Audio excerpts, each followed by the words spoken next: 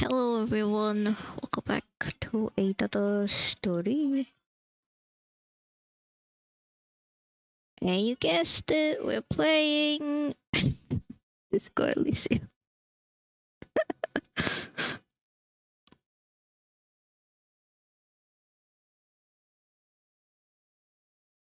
Okay, now I just need to...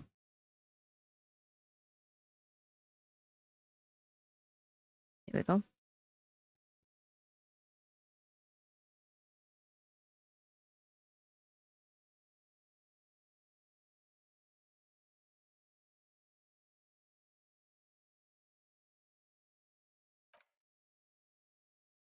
Cannot hear anything.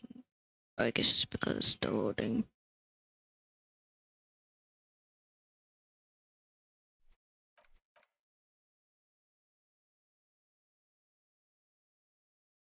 Thank you for the cheered bits, Cal.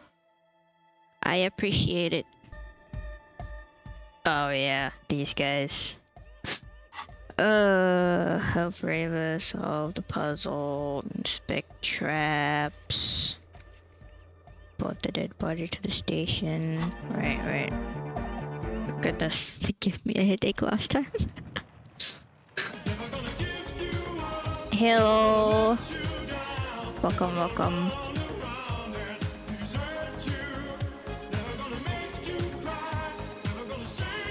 I can't make my character dance. It would be fun if I could.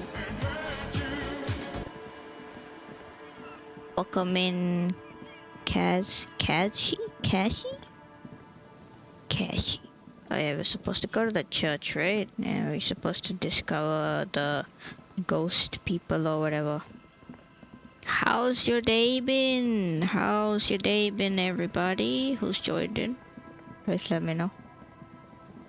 Can I open this now? Oh, I didn't mean to talk to Kim. No, don't talk to Kim.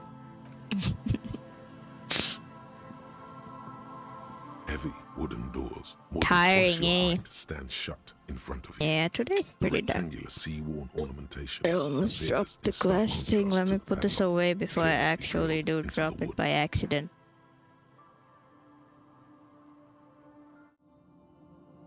Mine's been tiring, but okay. I had a lot of chores to do, so I completed them. The lock turns easily. You hear a click as the shackle pops open. Today we're just chilling with this game. Let's go. A great whoosh of air rushes into the dark innards of the church, as though rushing to fill a great vacuum in the heart of the city. Oof, okay, we're in the church. Oh, wow. The church looks pretty nice. They're all done, I think. Well, now you got me second guessing myself. Oh man. I believe I have done what I need to do. But if there is more...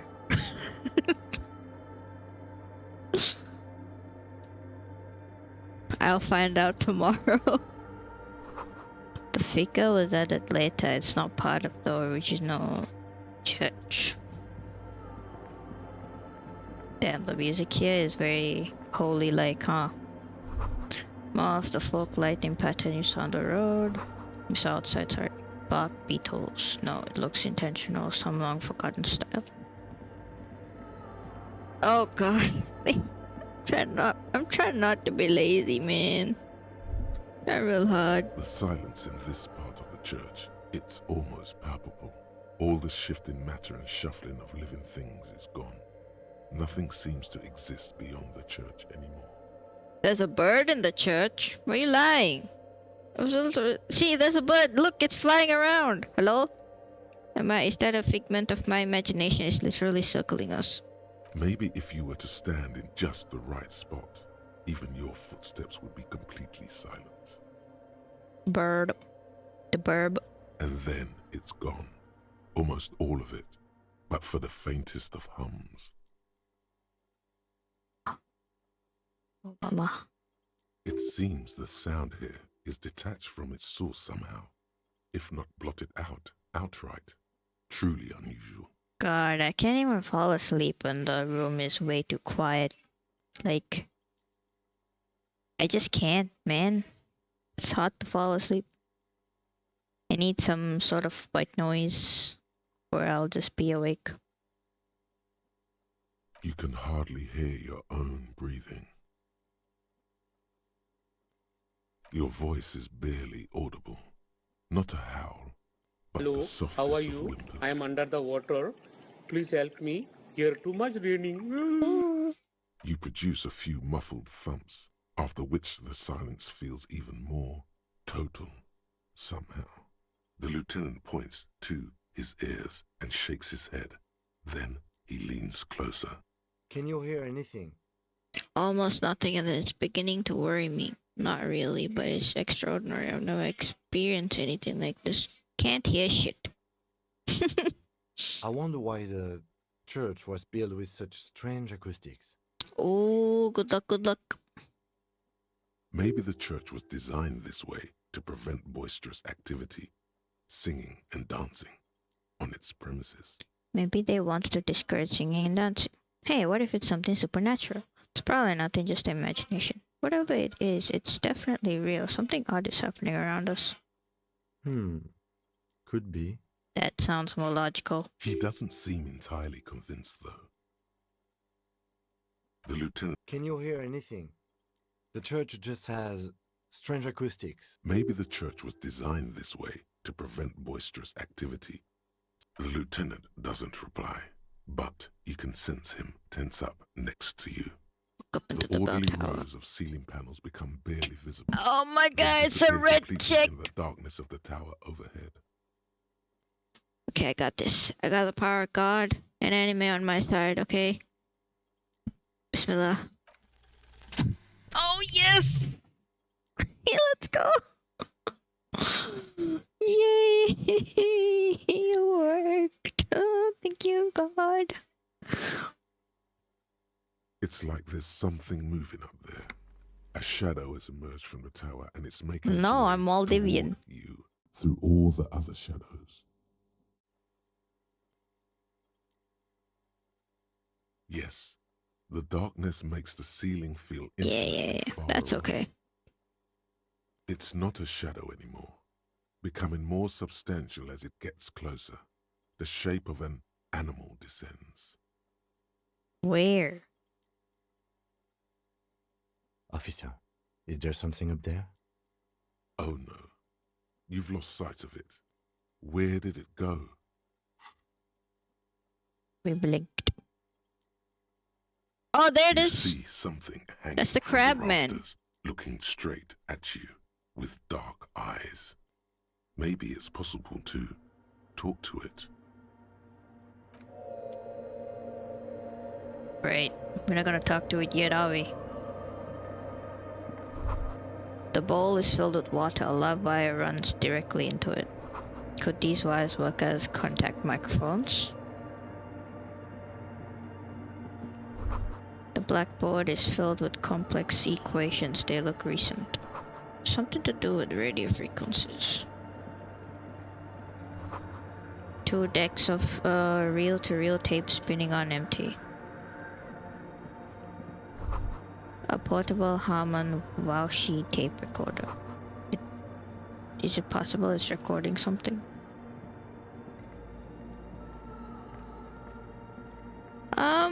Not games like this. Maybe like when I play Valorant or maybe Overwatch or ML, I'd play some music. A machine stands in the corner, watched over by the figures on the stained glass window. It's turned on and quivering with soft electricity. Another radio computer. And this time it's already turned on. We should leave.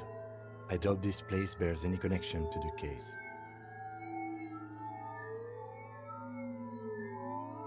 It's also quite similar to the one we have down at the station. Must be the same model. The one you saw earlier was the Ream Civic. This is the Ream Prefect, a model number RC7024. equipped with a Fell mainframe and a Ream-compatible interim printer. The Ream Prefect is the governmental version of the commonly used Ream Civic model. Although mostly based on the same technology, the Ream Prefect is equipped with I'm better 24. noise attenuation circuits. I'm getting close to 27, I guess.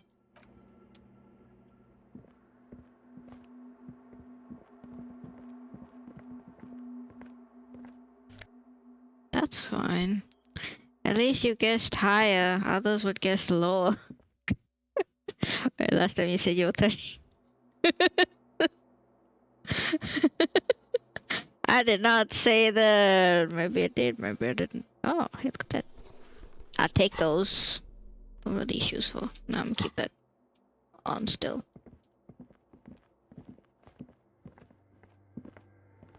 "24-year-old toddler." Yes. A spider has spun its web around this wood-carved pillar.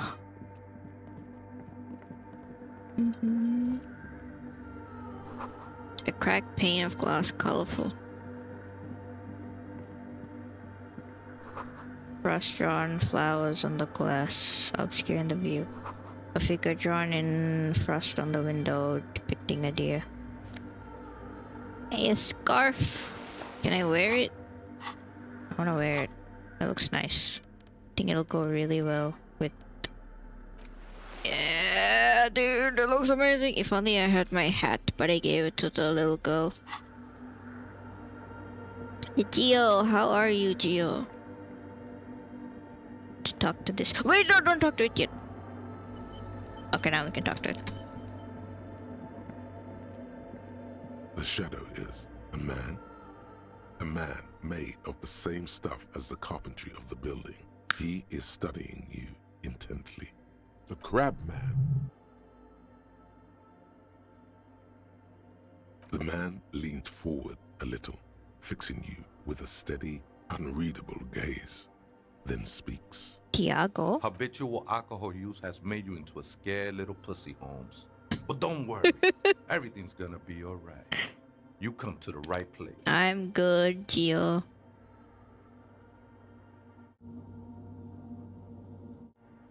That accent is Villalobos, a peninsula in Mesk and a district in Jamro. There's a Scared sizable little contingent pussy, of bro. Villalobos Scared speaking little pussy. Mesks in Rivershaw. Here you could receive the mother's love. And when you're ready, she will take your hand and lift you out of the despair at the bottom of that bottle. This man is obviously a habitual narcotics user. Do we really need to question him? Hey, and what was that about, the bottle again? You haven't even drank that much lately. Lay off it already. Shish. Yeah, I guess I have a bit of a problem. It's been getting out of hand lately, but I'm a policeman. I need to talk to you about police things. I don't know anything about alcohol use. Oh, hell no. No, wait. Está crudo, way. I see deep inside you. Your body and your spirit are suffering greatly from overindulgence. And you don't even know it. Great, more patronizing. So original. I'm very in touch with my suffering. How do you know what I'm feeling? I'm actually here on behalf of some young people looking to establish a nightclub. I was like you once, just dragging my feet to the next bottle. Shit was dark, Holmes. You know, actually, since we're here, you may want to pay attention to what the ceiling climber is saying. For some reason, I feel like you have a point there. Who do you think you are? Some crazy guy under the roof? Where's the shit? Shit was that cool. Yeah. You know, alcohol is central to my identity. If I wouldn't drink, I just wouldn't be me. This is stupid. I don't even know what this is. That's all well and good, but we need to talk about the unlicensed occupation of ecclesiastic property. What does that mean? I need to look up that word. That's a word I've never heard before.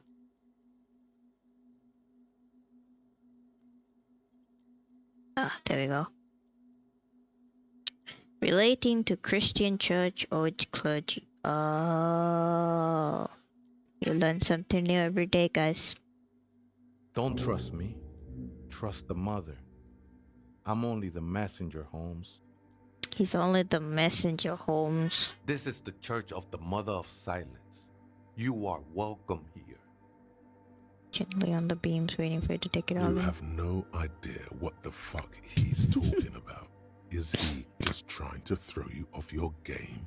Whatever it is, he's quite confident about it. Just look how gracefully he sways.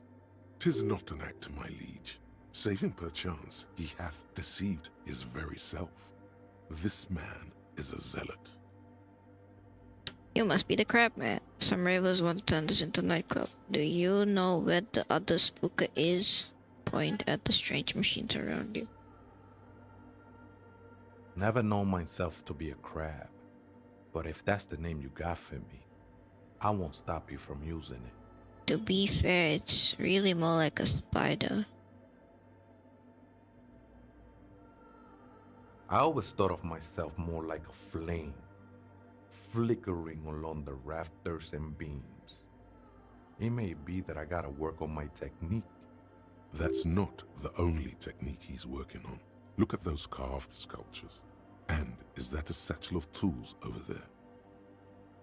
Sure am.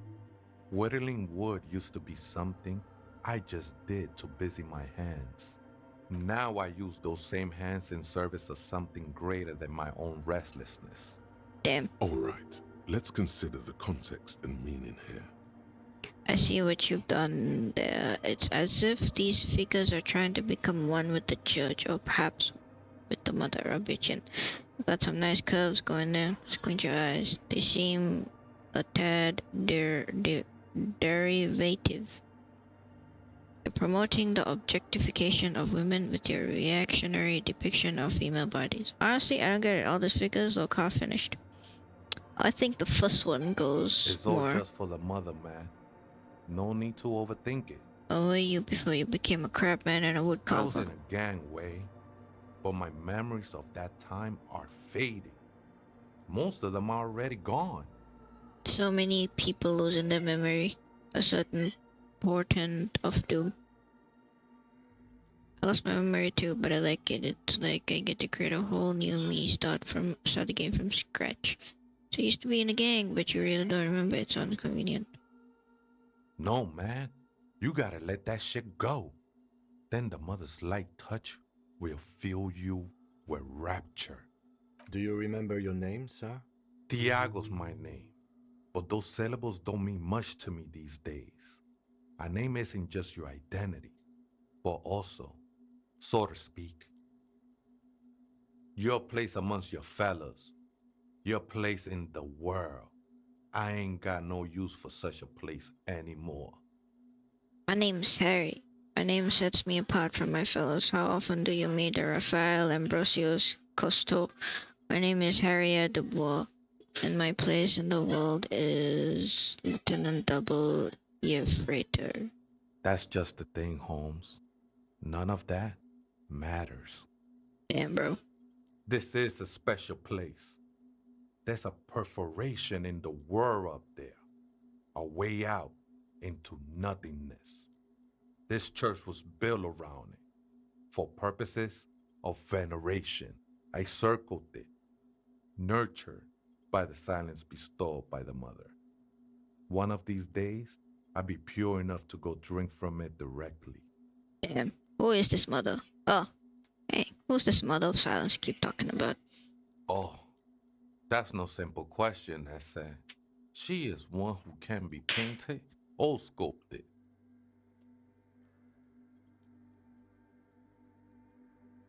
She is a cavity in the dark beyond sense. She saved me, but I couldn't describe her to you. No one can, Holmes, and no one ever will. What will happen once you drink from this I perforation? will be incinerated, but not destroyed. Finally, I won with the state of the world before reality began. That sounds a bit like substitution behavior, no? You know a thing or two about that. Oh my god. I'm also a drug addict. Holy shit, man. Still don't understand what you're doing in this church. How did you even find this place, this church? It's not like that at all, man. It's just faith and joyful service. Too gleeful, those words. He is lying. Not to you, to his very own self. I heard that before, Way, and I know I can't convince you on the spot. But think, when's the last time you woke up from silent communion with a hangover, regretting what you did last night? Think love might have been my drug of choice. I think I'm still hungover from it. No worries, man. I know this shit takes time. I'm a seraph, Holmes. I sing the mother's glory. Can you sing for me? Sing for me something? It doesn't really make sense for you to sing if she's the mother of silence. I ain't from no Mariette, if that's what you're thinking. And the song I sing is silent as the mother. Mariette is a mesque style of music and dance, commonly seen at all manner of festivities, especially weddings. It's delightfully quaint, owing to its peasant origins. He lost his cool there for a moment. Seems you hit some nerve. Oh man, I made him angry.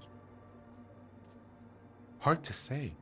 I think I did some construction work here, back when I still had material worries. Up there, I realized what the true purpose of the church was. Been spending a lot of time here ever since. The past is nothing to me now, Way. It didn't belong to me. Are these yours? Point to the. Oh, I took think 'em. they were. A long time ago. I had to shed them like skins to get closer to the center of the silence. Ah, so he is naked. You could have them. I don't need them anymore. Thanks, They look man. pretty dapper, actually. The sinewy figure lingers on the wooden beams, blending into the shadows. Police raid a while back. Did you witness it? Not really, or at least I don't remember much of it anymore. The mother's love has done its job. That's what's so great about the mother. It lets you forget about everything. Some ravens want to turn this place into a The nightclub. ones in the tent outside, right? I see them. Guessing they're the ones who call me a crab. Probably scared of me. Wait, do they have reason to be scared? Nah, man. They look pretty funny. And I don't harm no one anymore. Anyway. So what do you think about the nightclub Why that not? is? They wouldn't bother me none. I'm usually way up there, imbibing. Ain't no music on earth that can reach where I go. Might even be nice to have some company. Do you know what the other spooker is? Other spooker? Oh, esa viejita es muy estudiosa. Don't know, Holmes. Viejita is grandma? Wait, so there is another person living in the church, and it's a viejita? No. I just call her viejita because of her clothes. She's actually quite young. Or maybe not that young. Age is just one of the many masks we wear.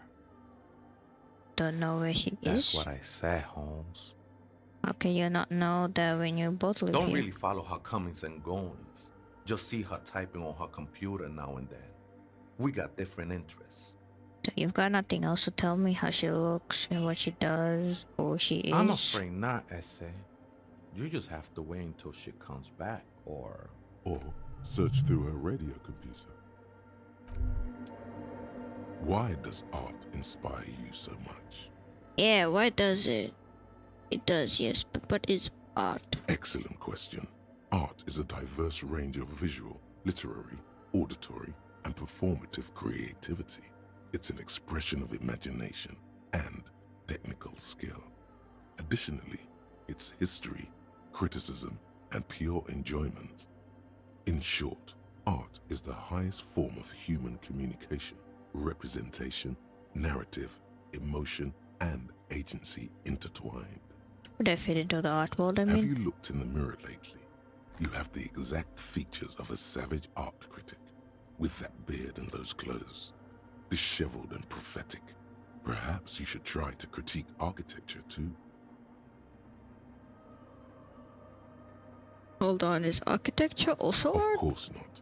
It's autism, box drawing, Excuse me? masturbation with a ruler and a sextant or whatever they use. You should demean and criticize the genteel institution of architecture while extolling the virtues of the pure arts. Wait, what about music? Is it art? Only the most experimental kind. Do I need to be a critic? I guess I have been feeling critical lately. Yes, you seek substance. No vapid representations and reproductions of social mores as made manifest in stuffy biennials. We're talking real living art here. Become the art cop. Half art critic, half cop. Wait, but I don't have to be 100% cop to get the case finished? Don't I have to be 100% cop to get the case finished and all that? Quit being so indecisive. What are you going for here? Some kind of indecisive and camp aesthetic now? Strike a bold shape here. Go art or go home. Nah. Bravo. Continue, then, the mediocre and vulgar epigones of the world. So what if everything is incomprehensibly shit and you can see it? Take no responsibility. This was a good call. That guy probably thinks forensics is autism too. What is wrong with this game? Right, okay. Let us... Did I find everything I need to? Someone siphoning electrical current from outside into this antenna. In white, silver, and apricot faience, the young mother of humanism stands above you. A crack runs across her body. She is impossibly tall, oval-faced and sad, a dark and radiant majesty. This is her innocence, Dolores Day. Cradled in her arms are a pair of glowing lungs, clearly visible from underneath her flowing dress. You should kneel. What? Why? No. Why? I don't wanna kneel. You can't make me kneel. I don't kneel. I ain't a kneeler. Do do do do do do do do do do do do. Should I arrest them? I could just let them start the nightclub without the drugs. I don't want them to start a nightclub. I already like the music inside the church. Sounded very nice.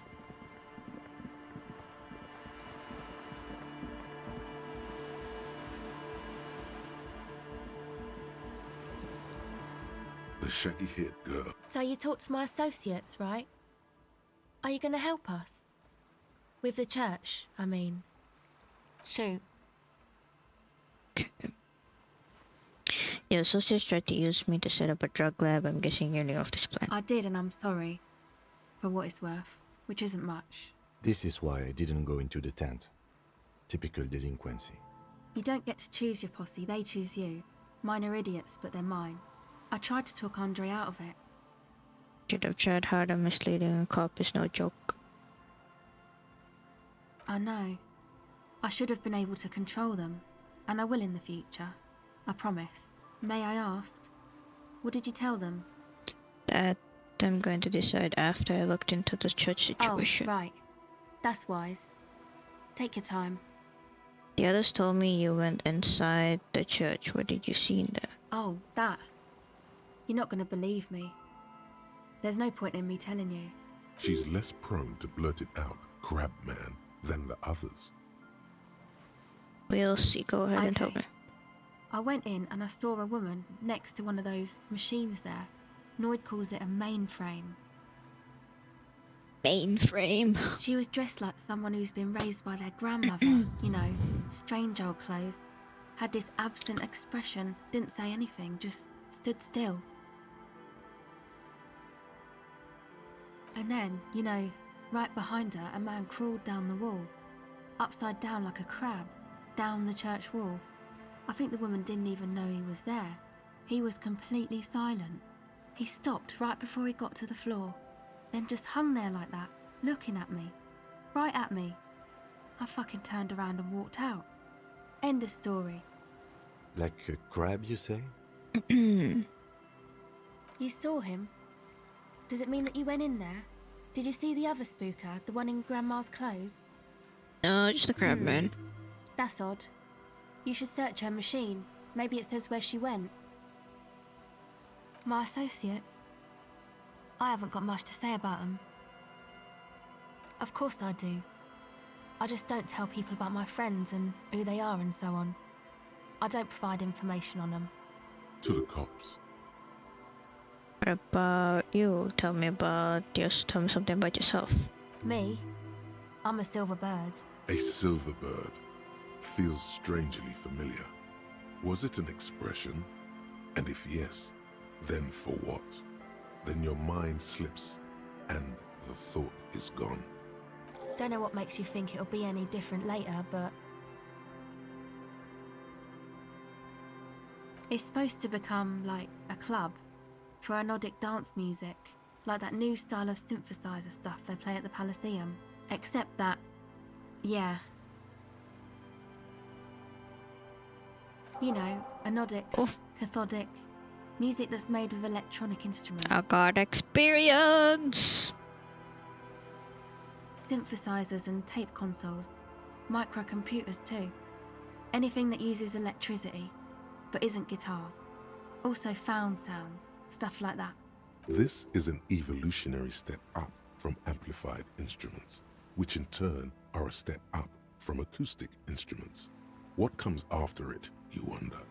A black-tinted nothingness or something finer?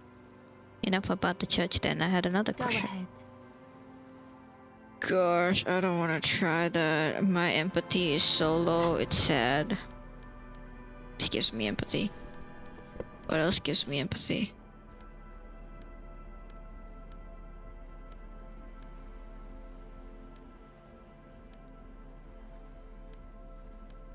Nothing else gives me empathy. Right. Bumpty Dumpty Dump Center. Right. Nope. Magnesium. Nope. Wasteland of reality. It has been brought to your attention that you're an alcoholic and that it's a sickness and it's killing you.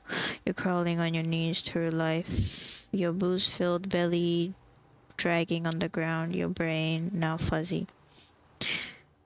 Now in overdrive, your hair sticking together with today's cold sweat and yesterday's vomit. Perhaps they're right. Anything is better than this, even bone dry reality itself. Maybe you can quit. Insomnia? Brother, I don't want insomnia. Okay, let's try this again. Hello again. Actually, never mind. Let's put these boots back on. I like these boots. Assalamu alaikum.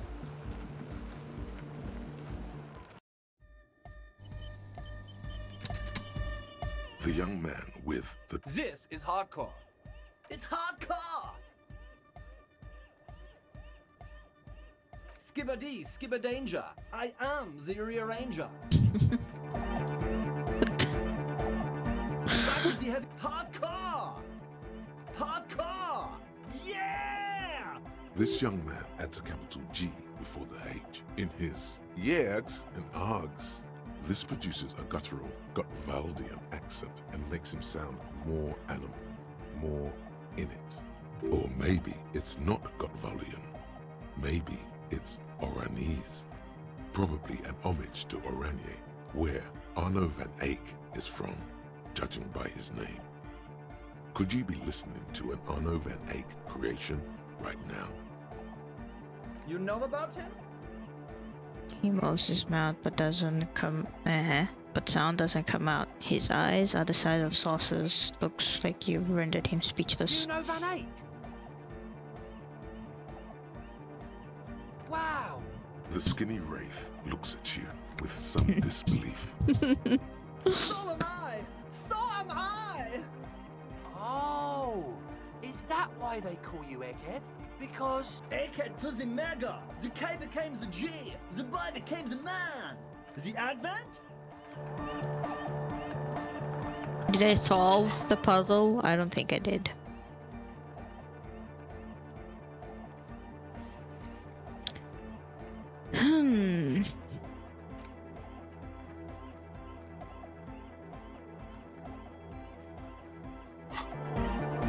We're close. True, hard, full, car! Hardcore! Yeah!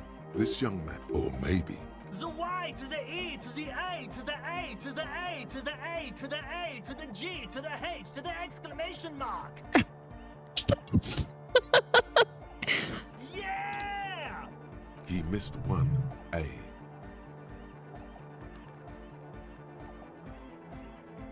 I'm the hard rhymer, the track attacker, the mic enforcer, the sixth checker. I am the law.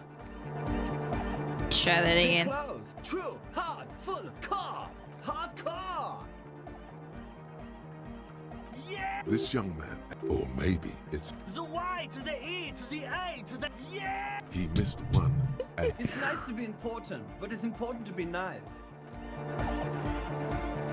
Okay. We're close. True. Hardcore. Hardcore to the mega. Internally coherent. All core. All right. Yeah. He furrows his brow as his very large head traces the sublime invisible movement of the music in the very real air of the stuffy tent. Hardcore. Ah. Is it though? One mind, one spirit. There's no other world. There's no other life. We're close. True, hard, full, core. Hardcore. Hardcore to the mega. Internally coherent. Good morning, yeah. 1, 2, 3. Yekokata, the place to be. Yekokata is a hardcore place. Yekokata is an abbreviation from the Gradian term, Zone of Ecological Catastrophe, an agricultural megaproject in the extreme southeast of the Gradian Isola. It involved cutting This music is growing on me. irrigation and a completely new type of fertilizer. An intricate system of irrigation networks pockmarking the earth, intermittent seas of phosphorus mud, ripped tarpaulin fluttering in the wind. A pair of molten rubber boots also comes to mind. All in all, a truly hardcore place. We're close. True, hard, full, core. Hardcore. Hardcore is internally coherent. All core. All right. Gotta get the people going. Yeah. Request. I want. Okay, try again. True. Hardcore to the mega. Internally coherent. All core. All right. Gotta get the people. I'm the party boy. It's my job. Hardcore party 25/7 beyond the winter's orbit style. There is a place far away in Cutler, beyond a certain latitude, known as Winter's Orbit, where there are 25 hours in a day. It is Goddamn. a tremendously cold place, abandoned to drunks and failed rock stars, full of etonite, depression, and half-finished ski-flying hills. The Suru live there. We're close. True. Hardcore. Hardcore to the mega. Internally coherent. All core. All right. Yeah. Gotta get the people go. I'm the party boy. It's 2 on a track. Watch your back. Watch out for the heart attack. Okay. The club. True. Hardcore. Internally coherent. All car. All. He furrows his brow as his very large head traces the sublime invisible movement of Hardcore. The question is, what is the question? Just answer the question. That would have been good if I had asked you a question, but I didn't. No, it's just idiotic. But there was a question. Okay. The club. True. Hardcore. Internally all car. he furrows his Hardcore. The question is, but there was no question. Oh my god. Okay. Hi again. So, how are things going? Oh wait, hold on. As always, we'll be right here. Waiting Hi patiently. again. So, and? What happened? Talk to the Oh, crab man. Who is he? What did you think? Seemed okay, to be honest, very spiritual. He gave me this odd lecture on alcoholism before rambling on and on about mother's love. Really? Huh. Interesting. What's he doing in the church? Just preaching and praying from the looks of it. He clearly enjoys the physical activity. Guy climbs like a freak. There's something sinister going on under the building, so I think he's getting high or something. No matter. Is he gonna be a problem? Yeah. Noid is right. Let's get back to the point. What are we gonna do about him? These guys will never catch him. You will never catch him. There's nothing to do. Of course there's a problem. He's a crab man. He keeps himself physically active, thinks spiritual thoughts, and doesn't drink. Who am I to pick such a person? As far as I can tell, he's not going to leave. He'll climb around up there, and you guys will never catch him. Actually, he told me he wouldn't mind the nightclub at all. I don't know, man. Doesn't it feel like a major hindrance to you? A spooky guy climbing around when all the guests are trying to have nice, friendly hyper time? Don't worry, I don't think he really gives a damn about you or anyone I guess else. it's not a massive problem, now that I think of it. Everyone is welcome to dance till the morning light. Yeah! Maybe. I guess we'll figure something out. Okay, but what about the other spooker? The one in Grandma's clothes? Did you see her? I didn't see the other spooker, just some machines. But she's in there somewhere. Has to be. Have you tried investigating the machines? Anyway, do let us know if you see her.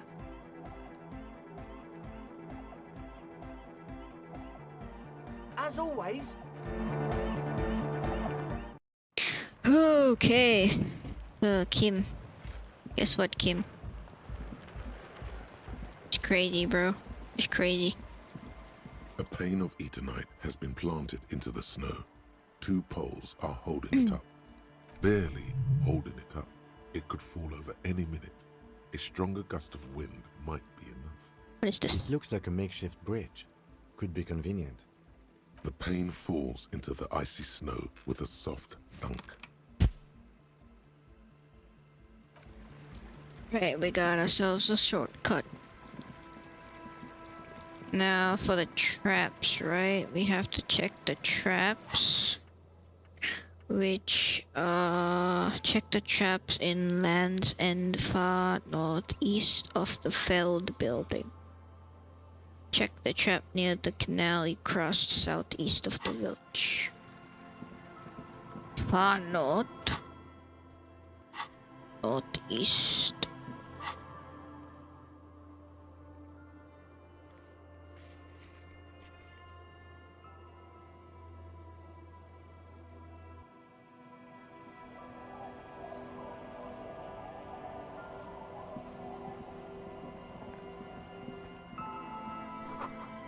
A wetting stone, well worn and covered in rust.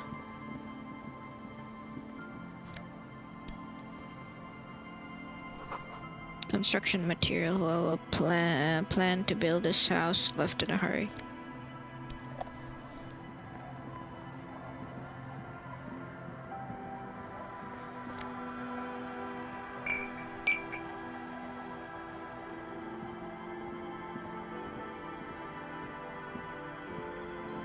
The scruffy-haired little boy kicks a stone. He can't be more than 5 years old. The other one looks indistinguishable from him. He watches his brother kick the stone with his tongue lolling out of his mouth. This one doesn't say anything, kicking the concrete with his worn-out sneaker. Lily's our mum. The stone kicker laughs suddenly. His head is too large for his shoulders. The other one laughs as well.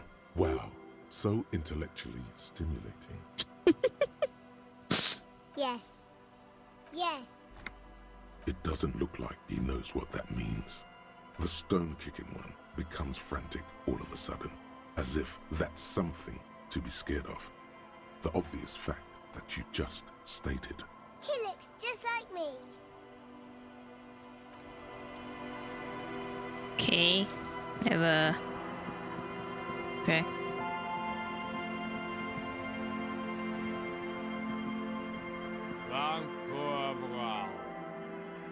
The noxious odor emanating from the drunken man is strong and familiar.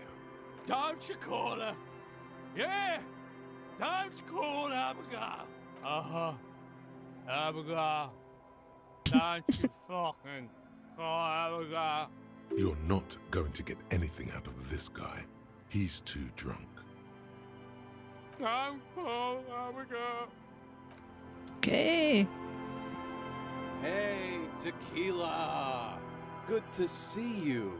How's business? How's the whole reality situation treating you? So what's happening? Yeah, Tequila Sunset. How are the, high-concept, reality-based adventures proceeding? He says it like it's obviously your name. Like you call someone Billy Brunel or leader of the 4th Street gang. Not too hard. I'm on a 50-year losing streak. Reality, makes me aggressively sad. Don't know. People tell me I'm a cop. I'm getting used to that. I re-entered reality to conquer it, to bend it to my will. I am the law. It's good to hear that you're on top of things. Talking about used to, did you know that I used to be a real mover and shaker? Sadly, things aren't going that well in Idiot Doom's Spiral Land. Haven't found those keys yet, haven't won His that name great is piece of Idiot ass Doom back. Spiral. No word from my business buddies. Idiot Doom Spiral, huh? This is bound to be a good, high-concept conversation. At last. We are saving the world. Please. Please don't call. Don't call. Okay, we're drinking. We're drinking alcohol. That's what we're doing. I tried to save the world once, a long time ago, with enterprise, creativity, and willpower. But that didn't work out. So now, it's a pirate's life for me. Wait, is it Tequila Sunset? You keep saying It's that. you. You're Tequila Sunset. We've met before. Don't you remember? No, you sure don't. Aha. Do you want to know how Tequila Sunset came? Let me take a sip to moisten up my chords. Tequila Sunset rolled into Martinez last Friday, and by Tequila Sunset, I mean you. The man, the myth. Hey, let's not jump ahead of ourselves. This is your story. Stop interrupting. You got here on Friday to solve a case, hoping to be the early bird who gets the worm. And by the worm, I mean the buzz. Because as far as I know, all you did was get piss drunk. Word on the street is you went around the local hostel telling people that you're a police officer, and that it would be really fucked up if you shot yourself in the head right in front of them. That's pretty high concept, if you ask me. Oh my god, that's what I was doing. It is. The lieutenant's brow is furrowed. He's listening as casually as he can. It was a late Saturday night when we, the Union of Moribund Alcoholics, were getting our drink on. Nothing remarkable about this. We get our drink on 24/7. Goddamn. Makes everything warm and glowy. I trust you know the feeling. One moment we hear the sound of a motor carriage revving up somewhere on the plaza, followed by a series of dings and bangs. Do you remember the sound of wood cracking? Oh god. Billboard. Naturally, loud noises pique the interest of anybody owning a pair of ears. That's just the reality we're in. Naturally. Anyway, there was a brief silence. A gasp of silence, if you will. followed by a real commotion. We heard the carriage careening towards the coast at top speed. Oh shit, and then it drowns. Sounded like someone jumped the canal. We grabbed our brewskis and rushed to the jetty. Never underestimate the speed of an alcoholic. I wonder how an alcoholic would run. What we saw was a sight to behold. A beat-up police carriage containing you. Right there on the beach, you revved the engine and screamed at the top of your lungs, "The time hath come!"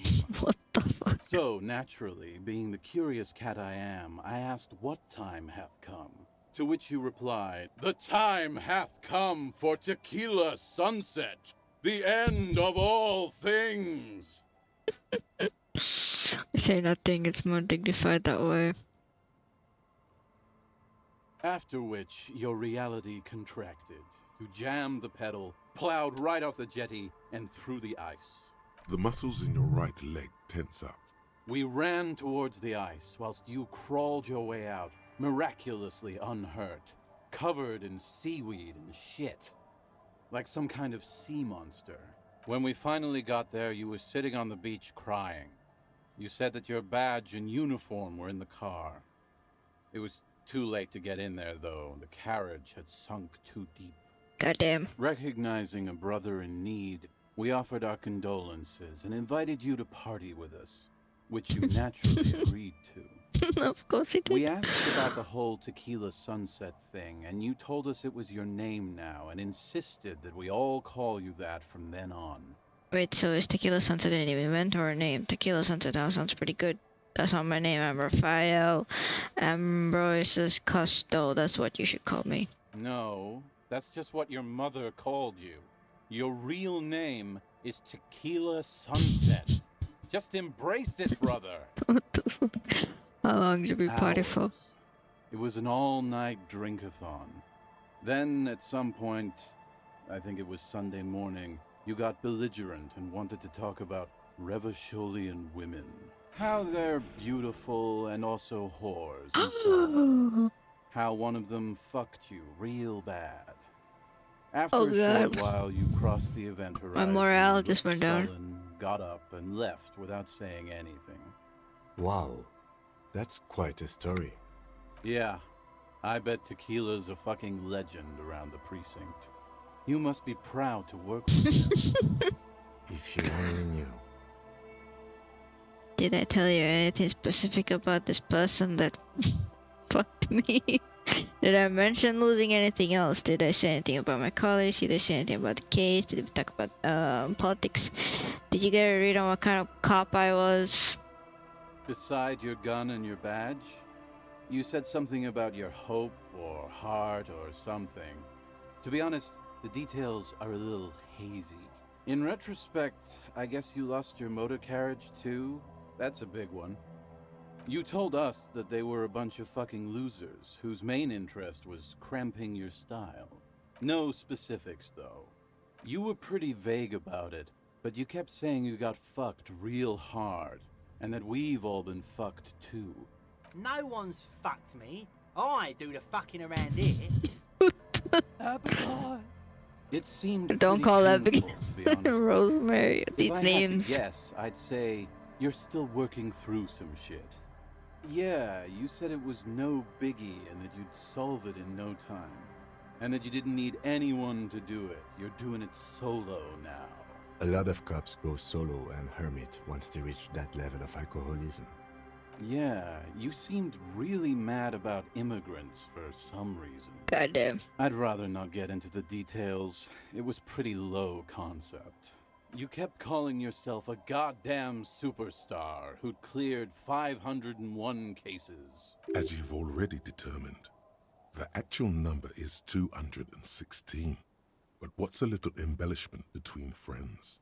No thanks to the squares at the precinct, as you put it. It's a hard thing for a man to confront his past. That's why I avoid mine at all costs. Whoop-de-doo. So now I'm a fucking storyteller. Right, why not? Better than a beach bum. Is what you almost say, but the words choke in your throat. Do you really want to miss out on all this good stuff? Perhaps it's significant. Exactly. So you know what to say. It depends, really. Are you willing to help me out? You might get scammed here. No, the reality of the situation requires a rather modest contribution. A little Oh god. motivational package. Booze! Did you already forget our party? The thing I relayed to you earlier. So, have you got anything for good old idiot Doom Spiral? In that case, I'm not a storyteller. You too, Tequila Sunset. Oh god. I'm sorry, Kim, you had to hear that.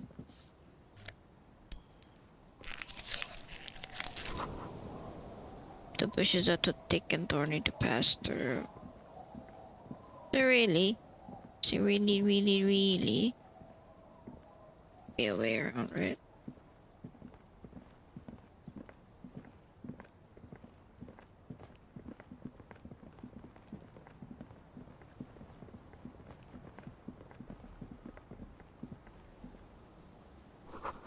Alice was in? House it? The white curtains have been drawn shut, no one's looking in. Cinder box, charred, makeshift fire pit, magazines for lights. Just The worn and beaten wooden planks of the bench do not look overly comforting. We can sit on benches after we've solved the murder. You can revisit the bench if you ever need to ponder. oh, it's the bench where you can just sit.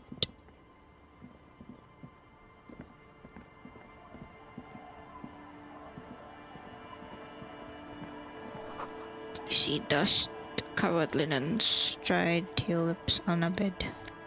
Hey, pants! Oh, I got pants. Did I do anything about the kingdom of kingdom of conscious? Oh, thanks. Can we go down that way? No? Okay.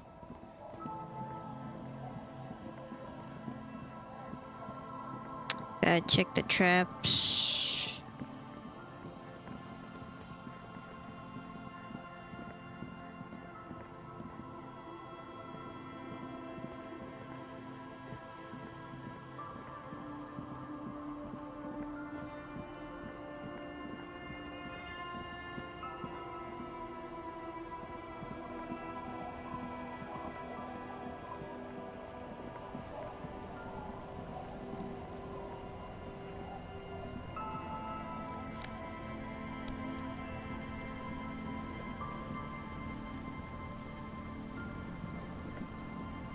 Talk to Lillian again.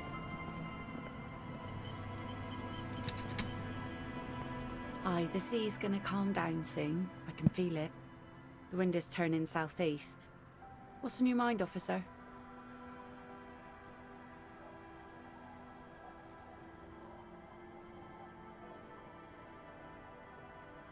Oh, that's good to know, I guess. Why is it in the sea?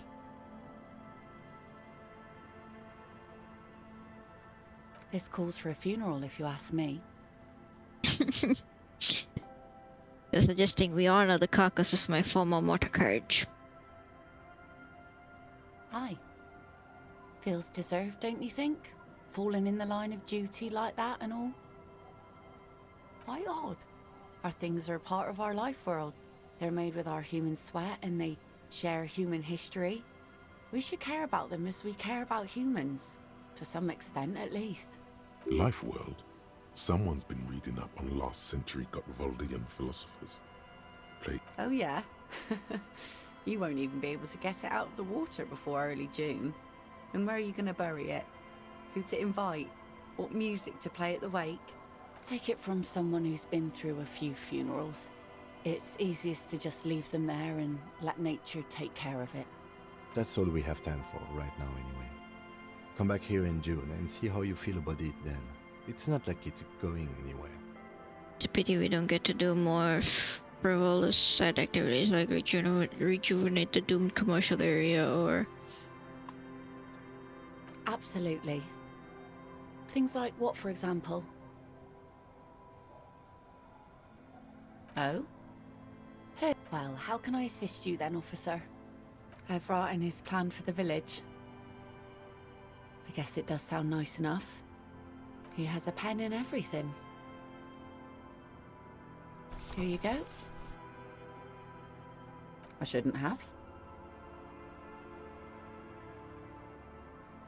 That's what I asked you. It's a youth centre and I have children. Got to give them something else to do. They're cute and small now, but they're growing up fast.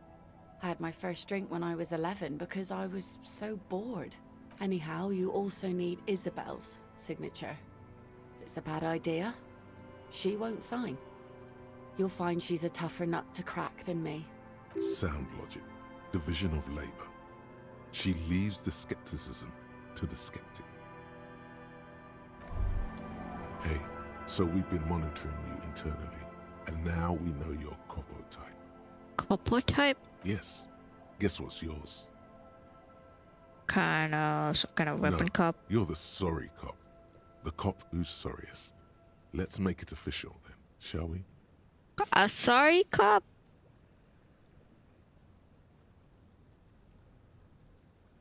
What? Jealous of the sorry cop? I think they'll be fine. Don't worry. They'll be super fine. It'll be totally okay. You can dual Copo type from sorry to anything.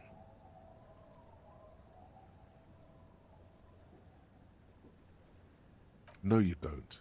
Come on. You'll be back to saying sorry in 2 minutes. Stop wasting time and begin the repentance.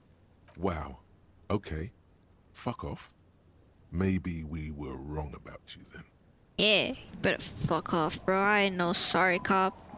If anything, I look like a hobo cop. Oh, what's that? What's that? Oh, there we go. Inside you hear this cozy sound of some kind of heater sputtering. So, which one is my house? That one, right? Over there. No, not that one, that one. Our tenant, the policeman. I hope the waves don't keep you up at night. What can I help you with? Lillian should let her sword make her decisions. The girl just doesn't have the head for it. Either way, I won't sign. Lillian's not the only one who's too thirsty. She wanted to see if you would do it, and if she would. I've seen it all before. You think they've got our interests at heart? Rich men are always selling poor men promises they never plan to keep.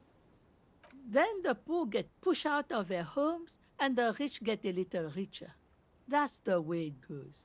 So, no, I don't trust the fat man, and neither should you. In her mind, the Union is right-wing because Everard is fat. It's that simple, and there's no changing it. She is headstrong, but there's a slight hesitation in there.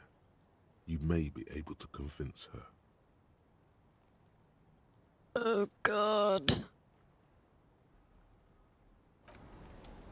Oh, I can't force her if my thing is very low. Anything that gives me suggestion. Suggestion.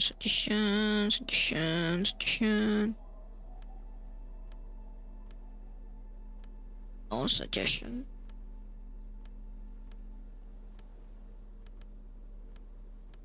Apparently not. You take the legal documents out of the envelope. A 12 to 40 month construction period and the zoning plan in the addendum. Underneath all this, Lillian's signature and an empty line waiting for a signee. Maybe I should put a point into logic. Get another point. Wait, hold on. Don't I have like stuff with logic? Get it?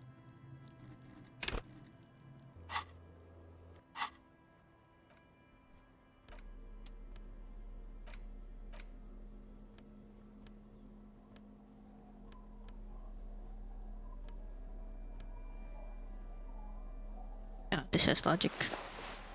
And what else got logic? Give me them logics, please. That's all of the logic stuff that I have right now. Got the hat, I got the shirt, pants. Got +3 logic. Okay, try it now. You take the legal documents out of... Oh, I can't. Okay.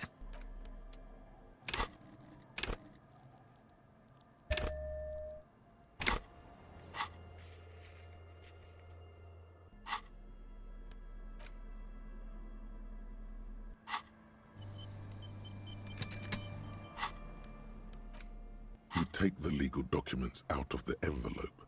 A 12 to 14 Very high. month construction period and the zoning plan. There is no loophole. Yes. The simple truth is the current residents are going to lose their street access, and for the next 12 to 14 months, their lives will be dominated by constant construction noise right next door. Think about the ramifications Once of the this. construction starts, it will probably take a few months, a year maybe, for even the most stubborn occupants to get tired of living like this. After that, they'll sell their property for cheap and move out. Of course, I should have seen it. Eval probably has eyes on us, but if the second signature were to be somehow wrong... He won't say it outright, but he's suggesting forgery. Forgery, yes. It would render the document invalid. It's not the sort of act I would normally encourage, but under the circumstances, if done discreetly, it may be the only way to save what's left of the village. Or you could try to trick Everard. Get someone random to sign the document. By the time the union boss finds out, your business here will already be concluded. Oh, we're gonna be watching you here. Oh, gosh. Maybe when I'm in my room, I could have more of a chance. If I put this on, and if I put the... Oh, never mind. Thought I could have some. Okay, alright. I guess I could like sell this. But how do I sell that, dude? It's this, right? That's doing nothing to my... Can I get any other pair of pants? I don't think so. I could just wear this, I guess. It's not gonna do anything. See, I look better, you know?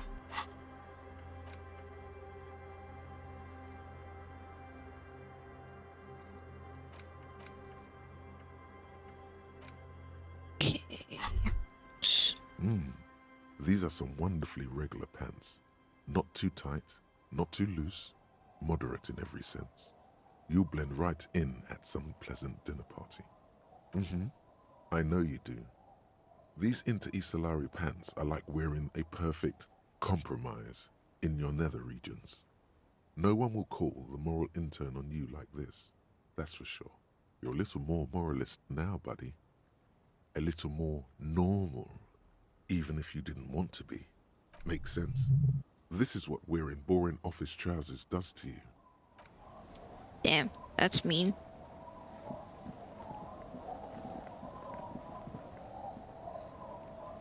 The door has seen better days. I'll wait outside to give you some time and privacy to check out your new living arrangement. But just so you know, after we are done with the day, I'll still be staying in the Whirling in Rags for the night. We'll meet in front of the shack in the morning. The key turns with a satisfying click. You can enter the shack now. Let's check this place out. Floorboards creak under your steps. This intricate heat machine hums quietly, giving out a pleasant warmth. Using a thermodynamic expander condenser cycle. Nice. Oh my god, that's a mouthful. Old science fiction magazines, books about birdwatching, an almanac from 39. On the table, you see a bowl of water, a rough soap, and next to it, a small hand mirror. A straight razor soaks inside the wash basin. Oh my god, I can become a clean-shaven man! Ooh. Kinda wanna do it. Okay, let's do it. On the table, you see a bowl of water, a rough soap, and next, like an artist with a brush or a master swordsman, you use the small mirror and the straight razor with some soap to remove all that unkempt hair from below the nose line. The sharp blade chafes against your skin, producing a scratching sound. The surface underneath the beard feels tender, the air brushing against it chilly. Oh damn, I look even more depressing. Holy shit. They feel so smooth, surprisingly so. A feeling of freshness overcomes you, as if you just came from a cold bath. The water reflects back a vague image of your clean-shaven face. Despite the bulbous nose, unkempt hair, and persistent swelling, you look a little younger, maybe.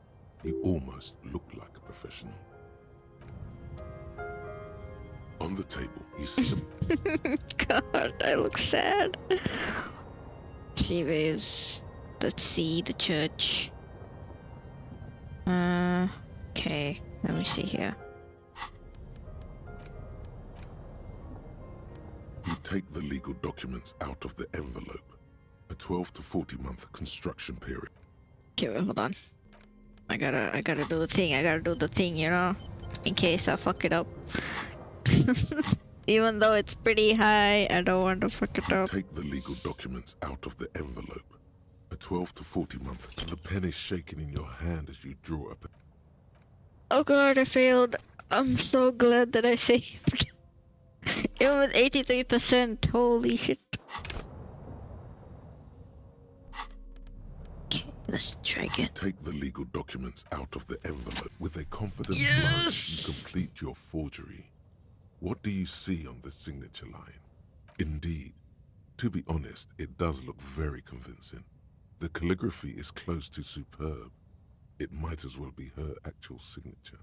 But it's not, and the document will be nullified if she disputes it. That means Everard will have to start over. All you need to do now is mail the signatures to Everard's accountant in La Delta. I did it. I did it. Damn, I look so sad, bro. It's okay. It's okay, you look amazing. As always. It's okay.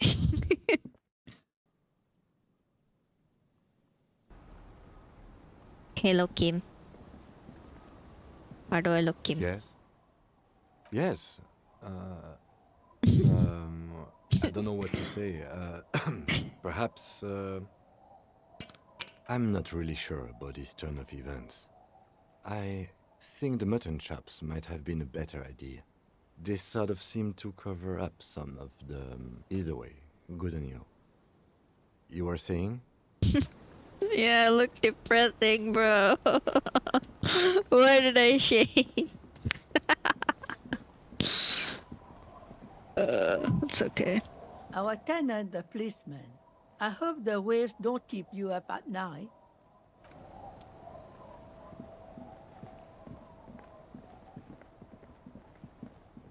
I like the mutton chops, but it's okay. We don't, in this playthrough, we don't need the mutton chops, you know? Okay, where is this, looking for the traps, yeah, the traps.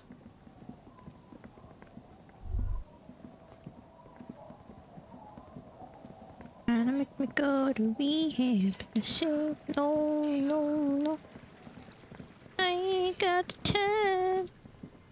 Daddy thinks I'm fine. Trying to make me go to rehab, but that's, oh, no, oh, wait, why are we going there? Okay, I guess we're going there.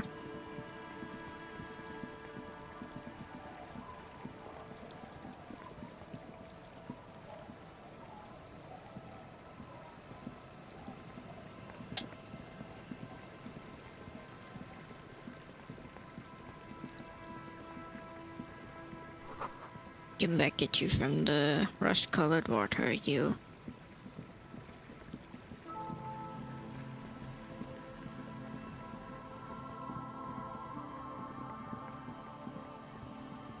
I look amazing shaved.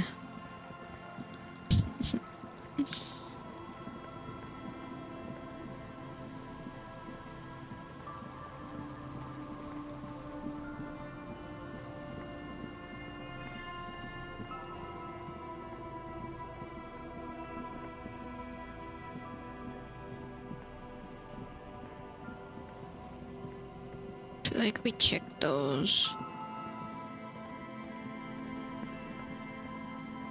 Nothing has changed.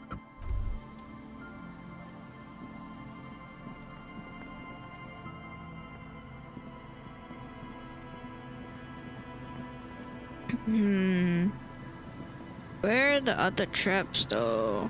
Found 2. Should be close to the reeds, right? So northeast side, up and away. Gotta go north to the right. Should be able to find it.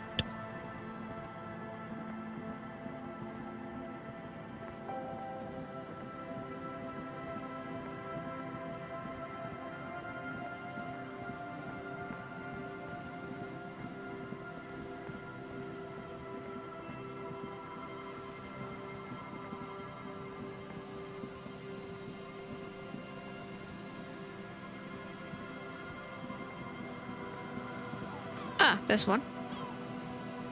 Wait, how do I get there? This way. This trap's not too hard to spot. The reeds sway in the coastal breeze. They seem to be waiting for something. The wind picks up here, near the cape's end, surrounding the narrow strip of land from 3 cardinal directions. Nothing but locusts in this trap as well. Definitely no cryptozoological monstrosity. Empty as all of them. One more of these and we are done.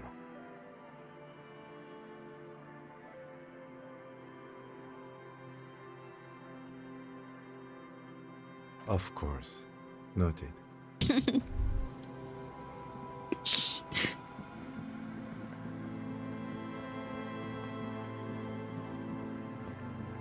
I have looked everywhere here. The next one is... check the trap near the canal you cross southeast of the village. The village. I am in the village, right? Where am I? Oh, the mirror is open. Oh my god.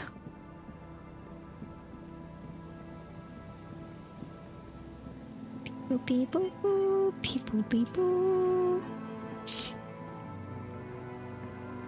Feel like something just went up my nose.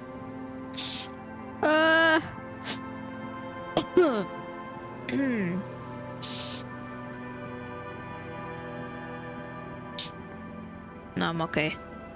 I'm alright.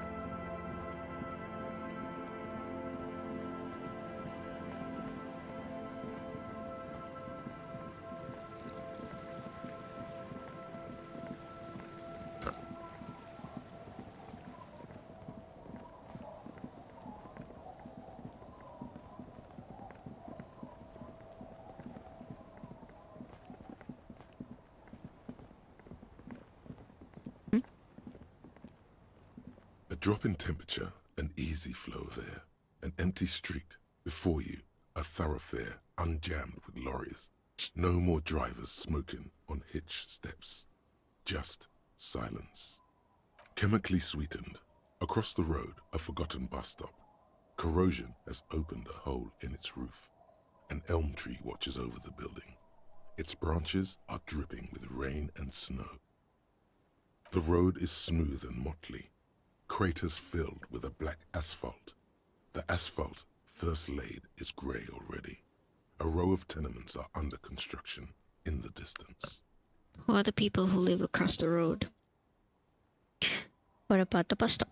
A tub warm Gonna ask this with question water, first. white with soap. A man bathes while radio waves transmit the lottery numbers. 4, 18, 21, 4, 1. A modern washing machine rattles a drawer full of silverware. Number 312D. Young girls used to come here, huddled up, hoping for more warmth than their thin coats give them. The bus took them to school. It has not run for 8 years. There were not enough girls to sustain its cost. What about the road? Craters pocked the surface. Children played in them until heavy trucks full of black pitch rolled in. The landowners have filled the craters with money. It is a vital artery of the flow of trade. There's one bump on the road. A dead dog lies flat about 200 paces away, right at the turn. A dead Tragedy dog? comes from the wheels of a fast RCM vehicle, hurrying to work. The cold washes over you. The sound of the sea has grown distant. The wind moves the aerosol. A detective stands behind the boom barrier. A breeze moves a curl of his hair.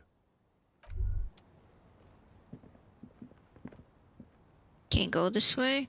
Oh. Alright, alright, alright.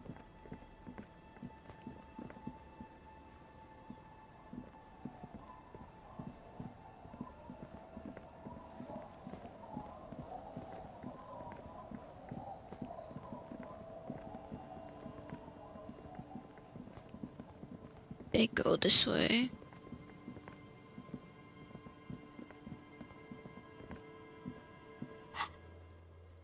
Check the trap near the canal you crossed southeast of the village. The canal, the canal. We need to find the canal.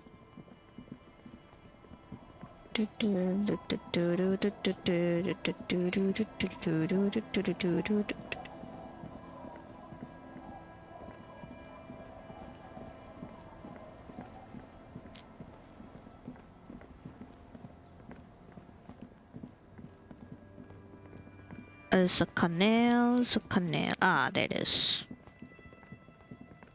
The last trap. It takes you a moment, but Wait, hold on.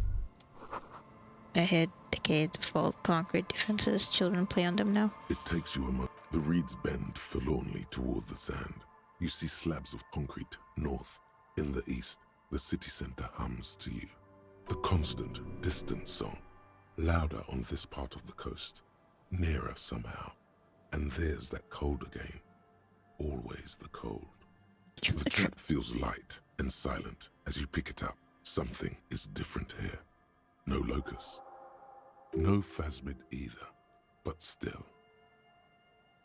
Well, the bait worked on something. This doesn't mean it was a reed monster, though. Unless you see one in there. I just see an empty trap. The netting is a little untidy. Messier than the others. Like someone or something picked up the trap and shook it before dropping it back down on the ground.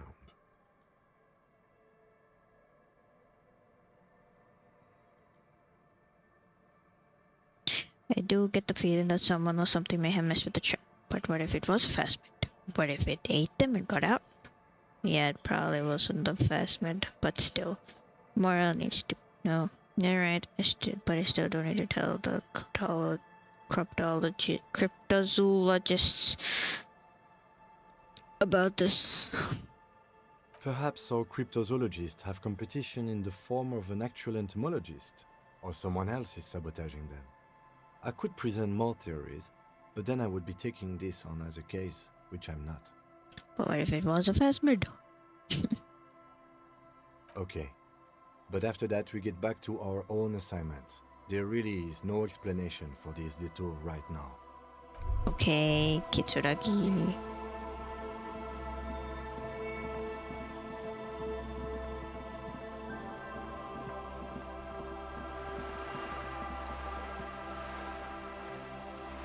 This is it.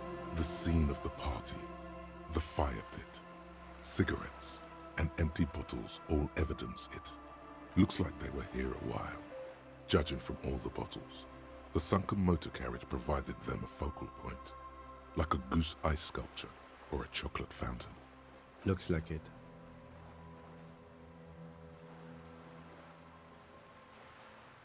Hey, let's keep moving, detective. Dang, okay, Kim.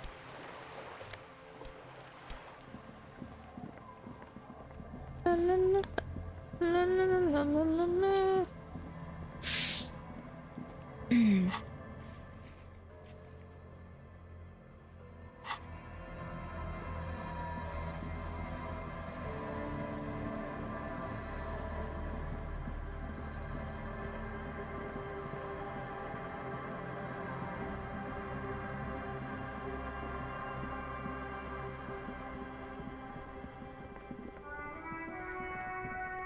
We're back.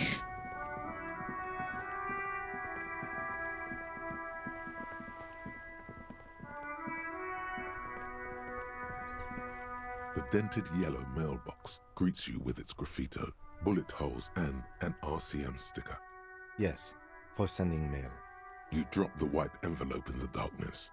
It lands with a soft thud on what sounds like a couple of letters.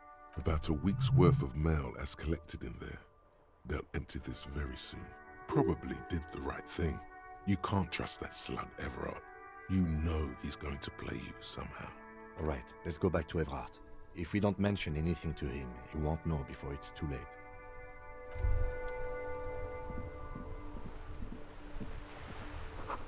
There's something down there. What could it be? What could it be? Oh yeah, I gotta talk to Gart as well.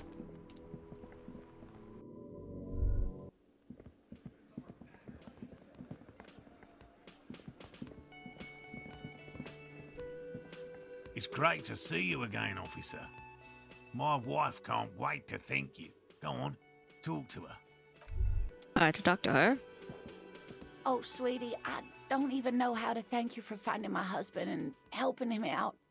I hope we haven't been too much trouble for you. Here, I want to give you a small token of my gratitude. Eight-eyed It's a tie. Terran Mexican tie. origin. The pin is an antique. Quite special. The little silvery knob holding the tie together feels warm in your hand. It's in the shape of an avian skull with 8 eyes. You could ask her about this when you get the time. It's probably a cryptid, but the phasmid, of course, is more important. Oh, you don't want to hear about some old woman's ramblings. Ramblings? Nonsense. Your description of the phasmid is the most precise I've ever heard. You think a phasmid is real? Darling, I didn't even get the size of it right. Measuring things is important. How did she get the size? You were a child, my dear. Really. It's extraordinary what you were able to describe. Now go on. Tell our friend about it. He's proven his interest in the field. Reflexively, the lieutenant read his familiar notebook.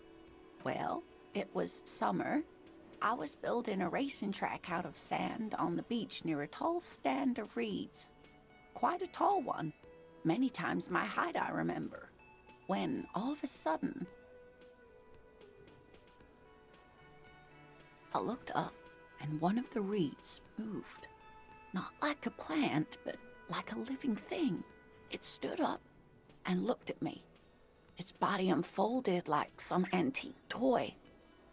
I'd never seen anything like it. The reeds turned into a creature. Oh my god.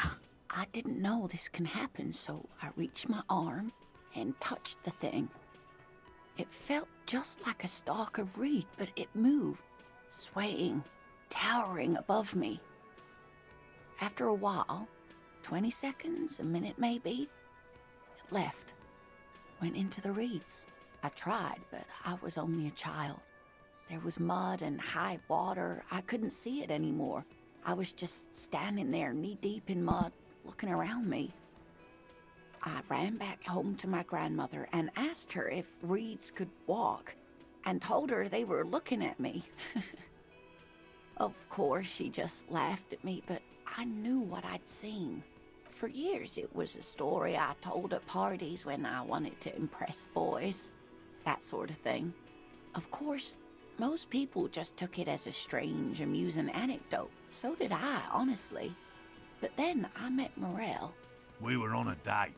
Can you imagine? She tells me a story, and it's the most detailed report of the Insulindian phasmid I've ever heard. The Insulindian She told me he phasmid. hissed. It did, yes. Like reeds in a gust of wind. The way it moved, the colour, how some of its limbs were white, like marble. It matched perfectly with what I know from other accounts. It was amazing. If it weren't for Lena, I might have given up hope years ago. It's no exaggeration to say that she restored my faith in my profession. Our first, yes. The glance is tender, yes, but tempered by something else. A thought she can't express, even to him. Interesting. Not all of them. There is some white coloration reported, along with beige, where the camouflage ends. It's hard to say how big things are when you're quite small yourself. To me, it seemed to be taller than I was then, but that's probably not the case. What if it is the case? I thought it was a wonderful story, man. How could she? Who imagines this? She didn't know about the phasmid. This is the main thing here, what makes it a confirmed sighting. She had no previous knowledge of the insect. Maybe it was a stick So insect. she couldn't have made it up, or imagined it. That's true, yes. I'm almost certain neither my mother nor my grandmother knew of it. It was only when I started telling my story as a teenager that boys would tell me, "Lena, you trying to tell us you saw the Insulindian phasmid out there in those reeds? Get out of here." They just give me a cider and ruffle my hair and tell me to stop dreaming. But I saw it. You're welcome, sweetie. I do appreciate the chance to relive it whenever I get one. It was just...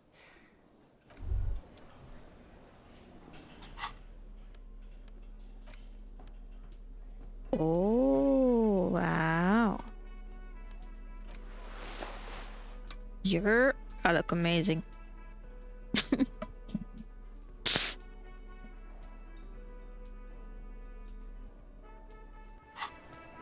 Let's go, more. My morale will be great. Can I help you? What is this thing? It's not big yet. I just thought would look nice on the wall. I'm that kind of cop. This is the ruffed grouse. It symbolizes the might of male courtship rituals. May it serve as a reminder to keep an eye on the cock carousel. What, the interior decorating kind? You know, I'm sorry. This is actually a nice bird. A competent piece of taxidermy. I can fix it to the plaque and have a new bird in the establishment, I guess? So, I don't know. Thank you. I'm gonna go with thank you. I feel good about our work here today. It's all about the little things, like bringing people random stuffed animals. Yeah, exactly.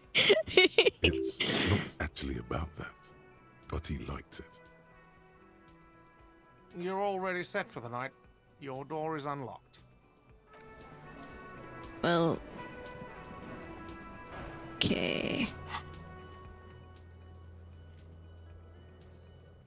Okay. Nothing like the gratitude of a good woman. Now then, what can I do for you? He tries to play it cool, remain professorial, but inside, this man is itching for some news on those traps. Good. Okay. And? Completely empty? No locusts? No phasmid either? That's not ideal, but... It just means the Insulindian phasmid is even more clever than we thought. She's engaging in a well-known self-deception called motivated reasoning. You should correct them. I don't want to correct them. Of course, more clever. Yes, the Phantasmadeia picked off the locusts and escaped. This is good news, though we'll have to reconsider the design of the traps, make them more secure. Another trip to the reeds.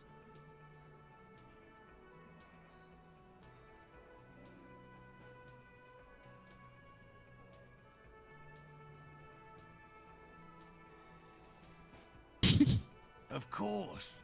Be sarcastic. Unless you have an alternative hypothesis you'd like to venture, mine stands. Okay? Actually, no. Excuse me for getting emotional. This is a big deal for us. You've helped us twice now, and brought some great news too. My gratitude, and the gratitude of the Société Cryptozoologique de Ravachol, is yours. Heartfelt gratitude. But does it feel like closure? What really happened? Some kind of foul play might be afoot. Theft? Thank you, it's an honor. We should probably return to our main investigation here. This has been refreshing, but... Damn it, Lieutenant. Have you no intellectual curiosity? I insulted Morel. I did?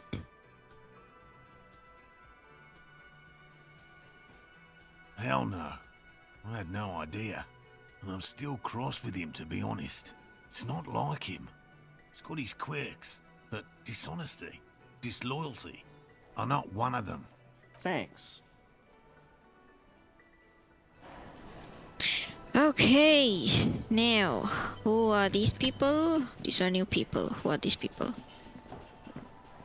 The woman in an RCM patrol officer's uniform winces as she notices you. I would really prefer not to talk to you right now.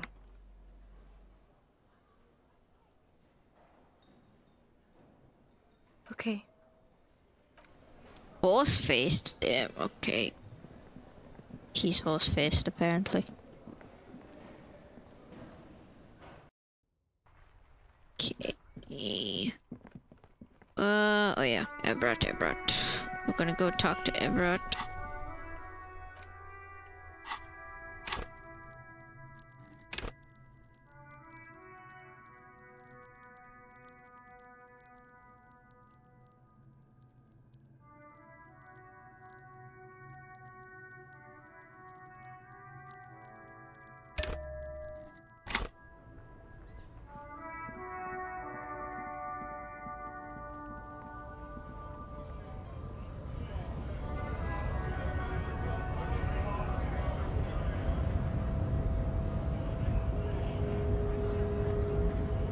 Need to go speak to that guy.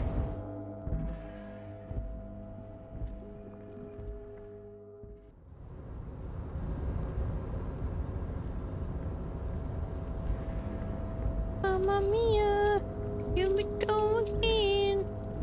Mama, how can I resist you?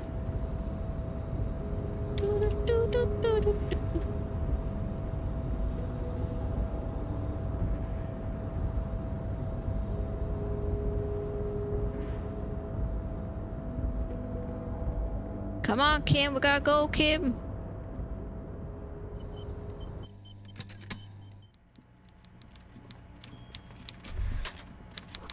This is not a fishing rod, is it? It's... What is it? Where's the Is that what it is? It's a weapon, isn't it?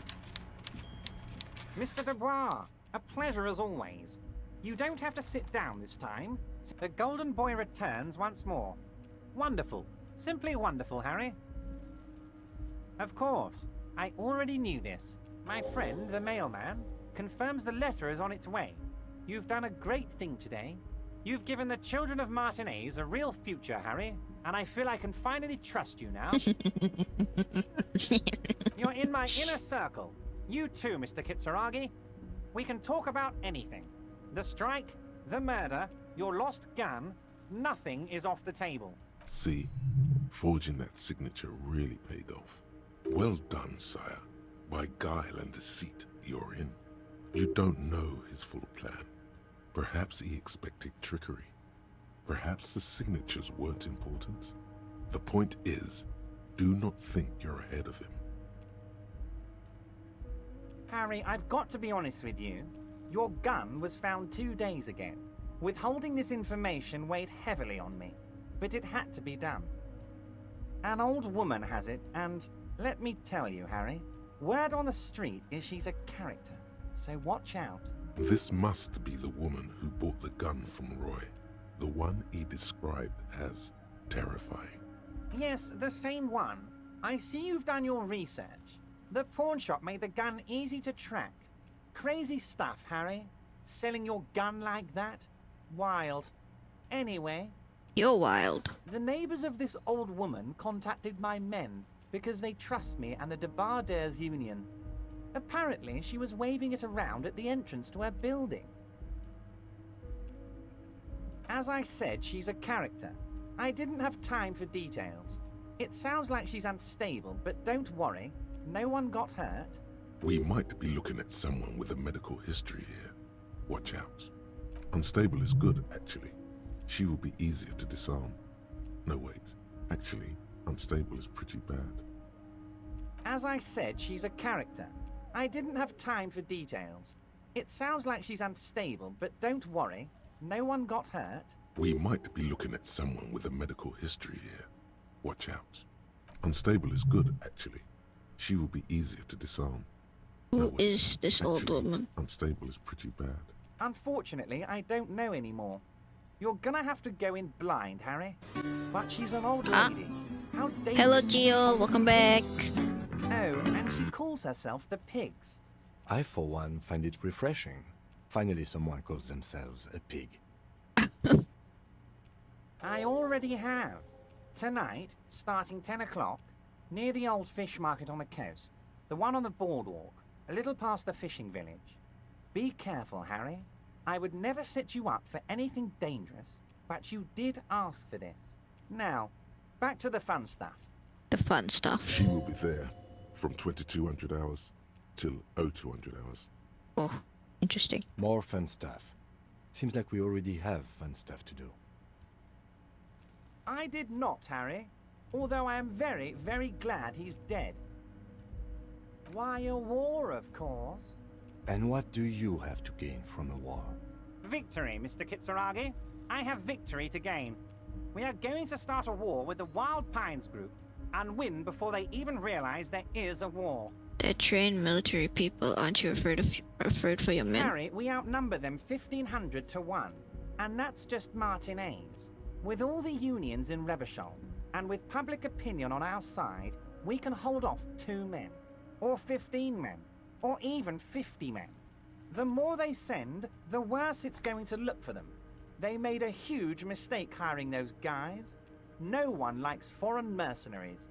The leftists hate them, the fascists hate them, even the moralists think they're in bad taste. How is this connected to the strike? Harry, there is no strike, only war. Class war. Or, in business terms, a dawn raid. Or wait. Is that when you still pay them something? Because we won't do that. We're not gonna give nothing. We're gonna take Terminal B away from them. The roads, the gates, the containers, that big crane, even the damn coffee maker. Goddamn. We're gonna take all of it for the people, and fuck Wild Pines. The word fuck rings like a gunshot from his mouth. He doesn't swear often. Yeah, it sounds weird when he says, when he cusses. So that's why you haven't let Joyce in? Yes. It's also why I let that midget Gaumont go. He's too nice. I can't put him through this. Plus, he knows how to get in here. That woman can't tell her tits from her arsehole. She has no chance.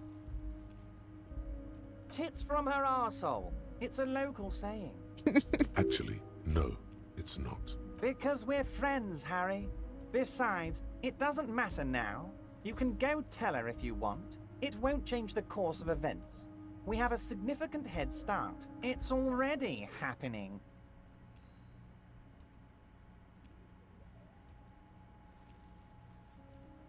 Oh, you mean what sort of goods are going to be flowing through? How am I going to replace all the contacts we'll lose once the poo-poo hits the fan? The clients will ditch us. Harry, we've thought of everything. Clients would take a well-known multinational conglomerate over a local mobster any day. You can possibly hope to continue like you have. Clients will leave en masse. We've been running back channel negotiations with all the major clients. I think the company will be unpleasantly surprised to see how many of them stay loyal to Martinez and to the new competitive contracts we can offer. With renewed zeal sparked by communal ownership, the men will be shipping those containers double time. You'll be surprised to see how fast things go without parasites latching on. We'll have our hands free to pursue bold, exotic new revenue streams. What kind of bold, new, exotic revenue streams are we talking Haven't about? you seen the crates outside, Harry? There's all sorts of fun stuff inside them. I mean, heck, this one has you and the lieutenant, me, and my novelty swordfish clock. Did he just deflate slightly? Was there something he wanted you to ask about? Maybe you should come back if you learn something relevant and ask again. You should definitely come back here and ask again if you learn more about the Union's dealings. There's something he's not telling you. Great, Harry, great. This has been so great. I'm sorry we don't have more fun things to do together. Yeah, whatever, dude.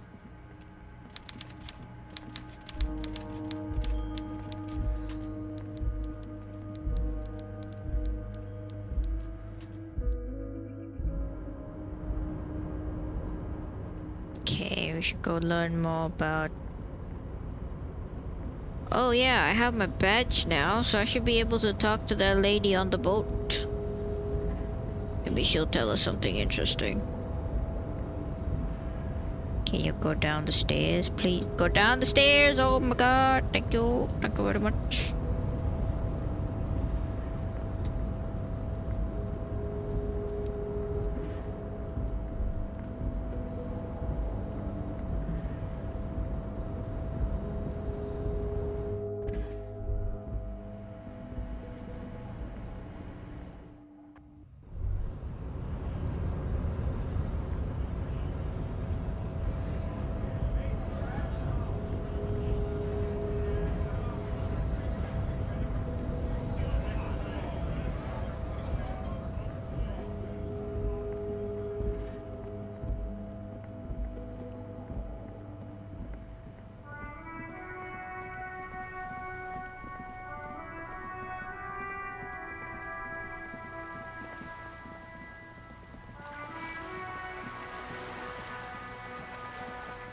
Bum, bum, bum, bum.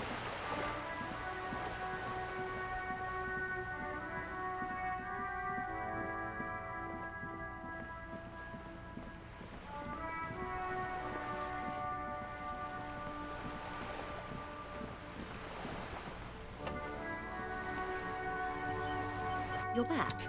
Good. What can I help you with? That's the man who was killed. I'm afraid this is a discussion for once we've cleared the lynching question. Better not tie the fourth day to the backstay on this. I hope You there seem is something smart. else I I need can help you with. someone to give me a lowdown on this reality we're in. I'm afraid I can't say any more until we've taken care of formal protocol. Did you? Wonderful. Quickly, methodically, like an electric printing machine. She's memorizing your badge number. This woman. It is a relief to see a W freighter here. The situation is precarious, to say the least. It needs a quick solution, or we will have a bloodbath on our hands. You said contain the situation? Yes. I'm afraid this strike may descend into a small-scale civil war, with possible consequences for all of Rivershoal West. Since you are sharing land, this is also the RCM's worst-case scenario. Then we're on the same page, as grim as it may be. I've already heard about a connection between the lynching and strike, but I need your testimony. I have an indirect role to play, I'm sad to say. My employer experienced a momentary lapse of faith in me. In that moment, they elected to deploy a private military contractor as an insurance measure.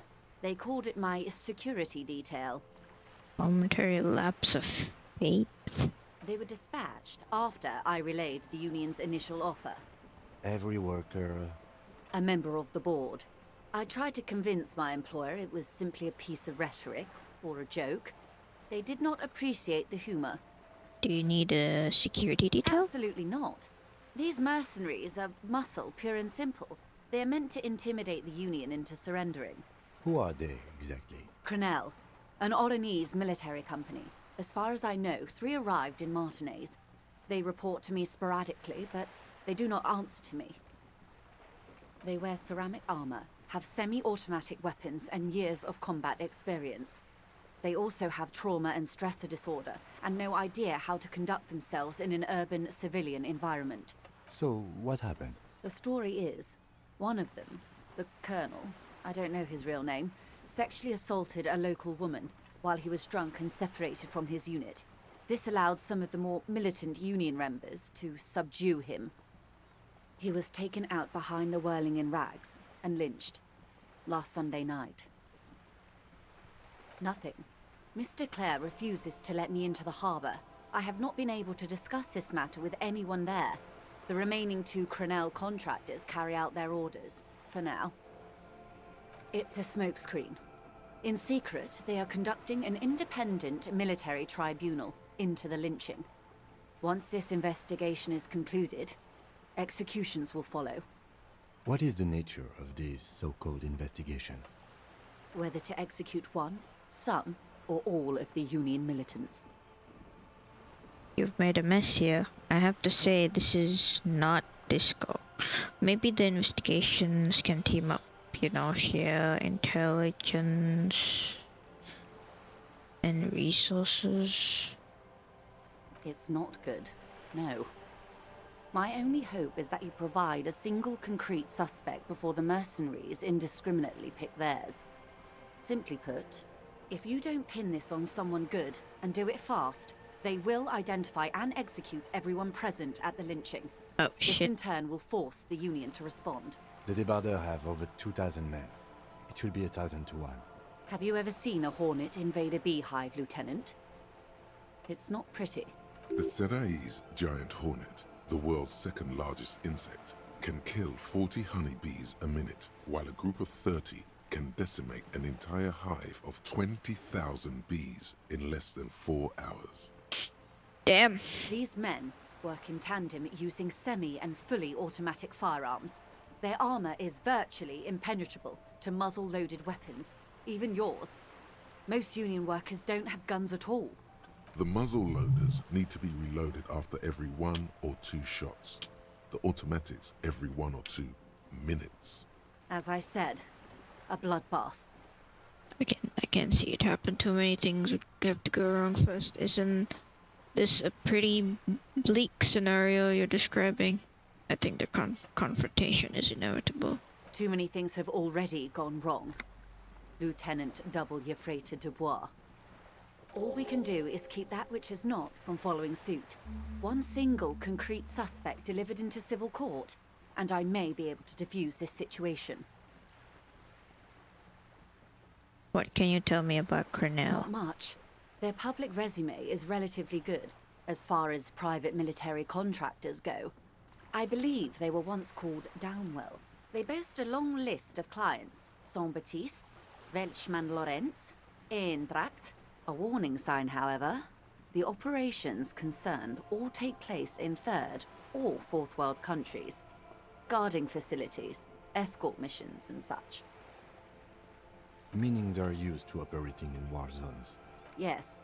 All the good conflict corridors, Supramundi, Yesut, the Seminese Islands, countries that don't have a good record reporting atrocious military conduct on their soil. Okay, anything else you got on them? Sadly, no. Before this happened, I had little interest in them. Now that I do, I don't have the resources. If you still have access to the ICP's database, you could run a better background check than I ever could. It may take some time, though. Do you know a lot about the inner workings of the RCM and the ICP, ma'am? In my line of work, it pays to do your research. I was prepared to deal with the RCM. I did not think I'd be dealing with a group like Crenel. Could you contact the company, tell them to call them off? I have. And they will. However, these orders take time to reach what is basically a rogue unit out in the field here. Until they do, it's all on us. She's being truthful. She is pressing them as hard as she can. You said the diseased assaulted a woman? Or he didn't. This is information passed on to me from some teenagers loitering around the canal. I cannot testify by it. That the man was killed because he assaulted a local woman. I've asked around a bit. This seems to be the accepted story around Martinez. The lieutenant consults his notebook, his eyebrows knitted in concentration. Odd. We haven't heard any reports about an assault in connection with the lynching. Where did it take place? And when? Last Sunday night, at the Whirling in Rags, the hostel by the gates. Supposedly, the colonel was drunk, maybe on narcotics too. Either way, he's alleged to have sexually assaulted a woman. Sometime later, a group of dock workers got their hands on him.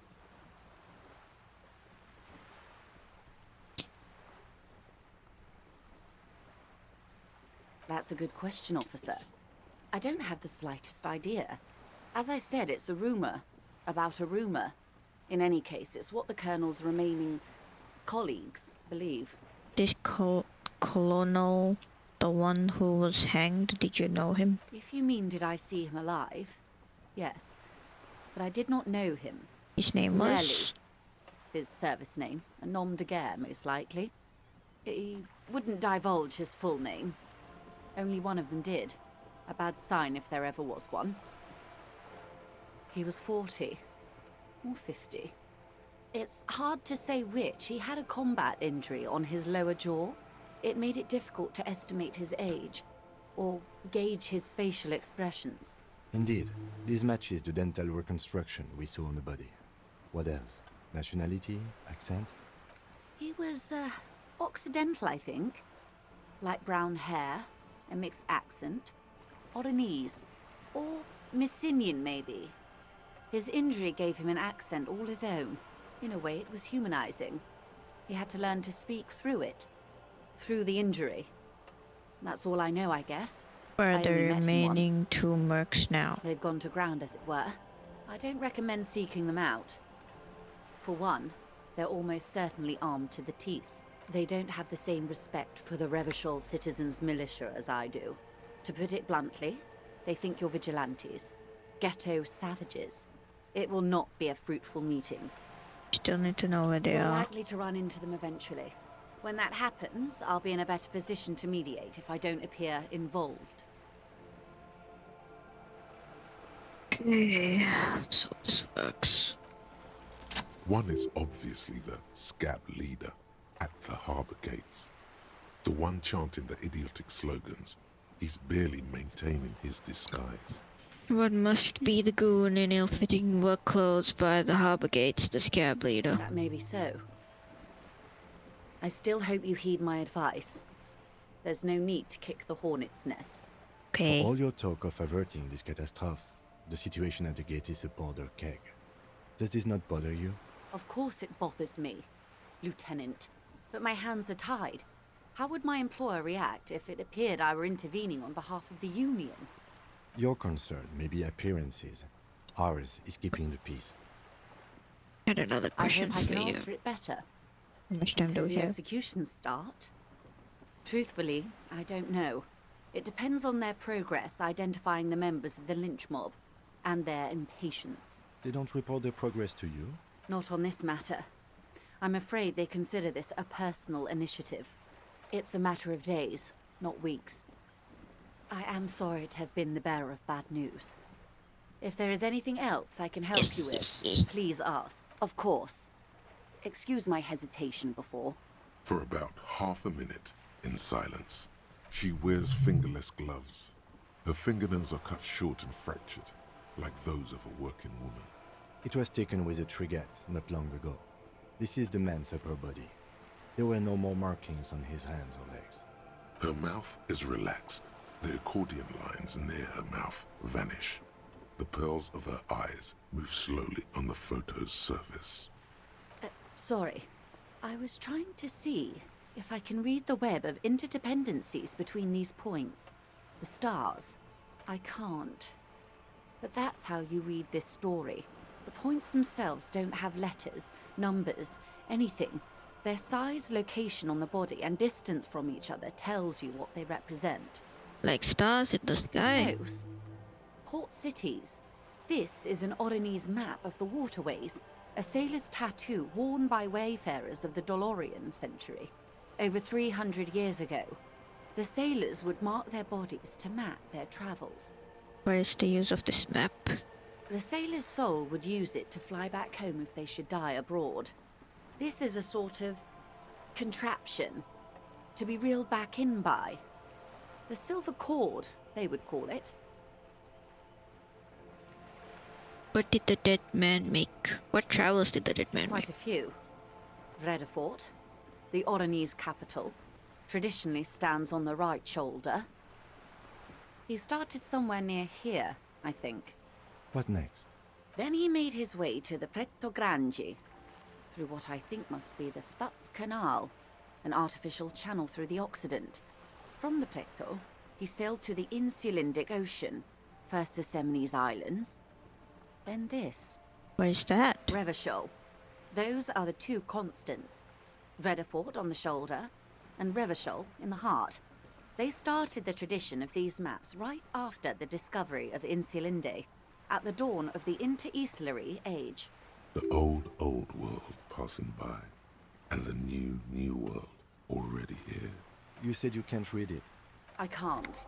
This man was no sailor, and these are no ports. I can understand geographic fragments, but not their meaning. Vredefort?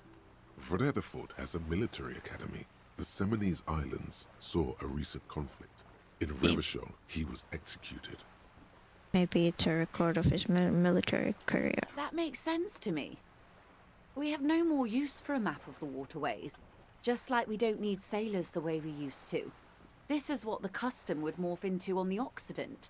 Mercenary tattoos. For all the boys looking for adventure, a blood spatter on the seas. Who could tell me more? His platoon members? The other contractors. Though I do not suggest you go and show them that picture. This man was their friend and comrade. Surely there are other people to ask about the tattoo. This is not necessary to complete the task, officer. It's a dangerous side task. I am relieved you think so. I It's don't all for think the deciphering that tattoos. Thank tattoo you should for come your before help. public security. Is there anything else I can help you with? You have? And how did you like Mr. Clare? He's a beautiful man. Beautiful and just. Everard Clare is the hero of the welcome movement. He is a champion I've seen 52. He's a bloated rainbow socialist. I can do business with him for a socialist. He's reasonable. He's not the champion I've chosen. I wish to swear fealty to you and the cause of the capital. I have the feeling the international community does not approve of him. Oh, come on now. He has his uses. How else would he have stayed in power all these years? Or wait, actually, corruption. That's how he's done it. Fantastic, worm-like corruption, reaching into the bowels of the earth. The position of my unusual colleague does not reflect official policy. I hope you understand. The RCM does not pick sides. Of course. And I don't expect you to share anything he told you with me. I'm not a corrupt worm myself. However, if you felt like discussing something, how could I stop you? Are we not human? Are we not curious to hear another person's take? It's only natural. We would only be gossiping.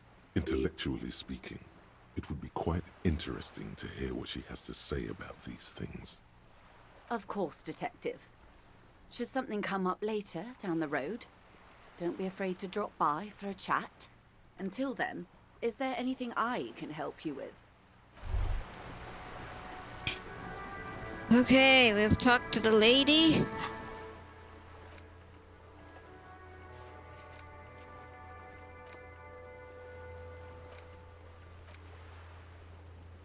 Oh, yeah. Gotta go to his car.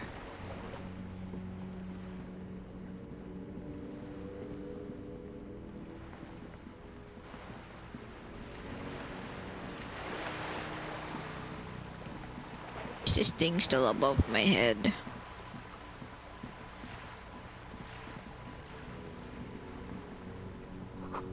The musty smell of a potato cellar in spring emanates from the air vent.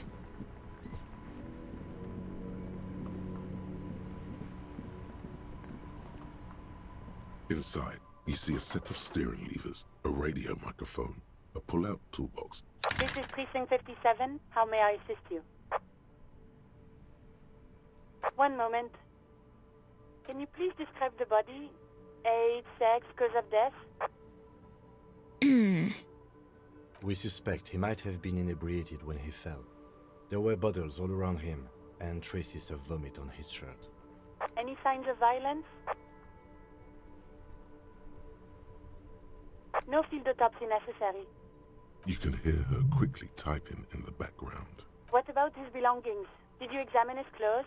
He was wearing boots, trousers, and an old leather jacket with a bright blue lining. I found a library card from his Any pockets. information on the library card? It's from Central Jamrock Public. It belongs to someone named Billy Machine. Good. You have a lead. Do you and Lieutenant Kitsuragi want to take the case, or should I assign it to someone else? Assign it to someone else, Alice. We've got enough on our plate. Great. I'll give it to your colleagues. You don't have to worry about the case anymore. We'll send our officers to take away the body. That's all for now. Thank you for reporting in. Is there any... Sorry, sir. I still haven't heard back from the database people. Try calling again later.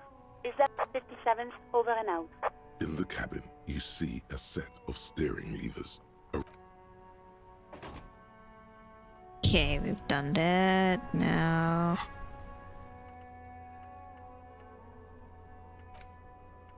Cannot about the tattoo's possible meaning.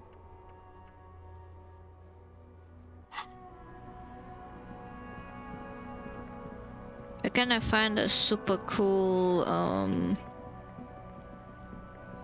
super pry bar? Do you think the guy would sell it? The one who's over here, at the pawn shop.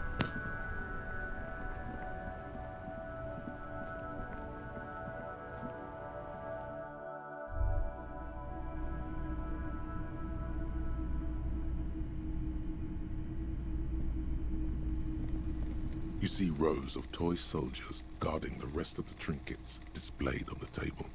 Some on horse. Why? What's this? A headless man riding a horse. A headless man wearing futuristic tracksuit trousers that say found. Oh, that's the Headless Phone Rider.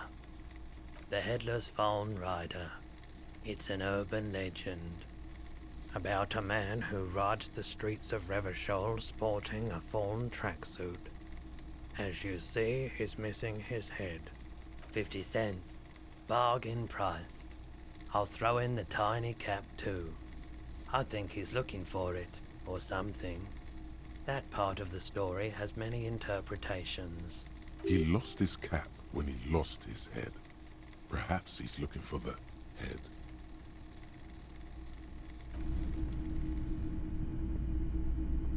The boomboxes on the shelf look well loved and well traveled. Chipped. One especially catches your eye. Deep gold and amber plastic with a big old handle on top. A classic boombox that says Stereo 8 approved. Just make sure it works before you buy it. I'm not gonna buy it. Why would I want to buy it? A typical Martinez streetlight sits among assorted floor and table lamps. What a shirt. All other shirts pale in comparison to the muscular man with antlers and immense Zweihanders.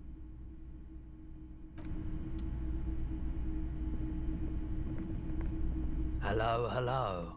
Let me know if I can help you with anything.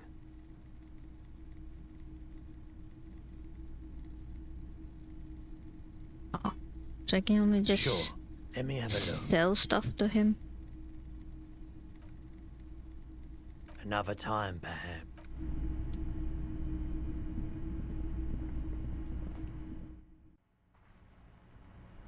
Okay, now what do we do? What do we do, Kim?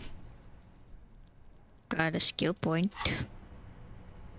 Oh yeah, there's also the thing, the thingy in the thing.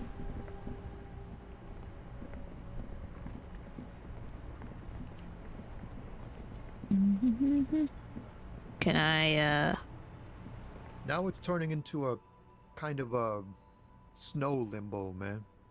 What's on your mind?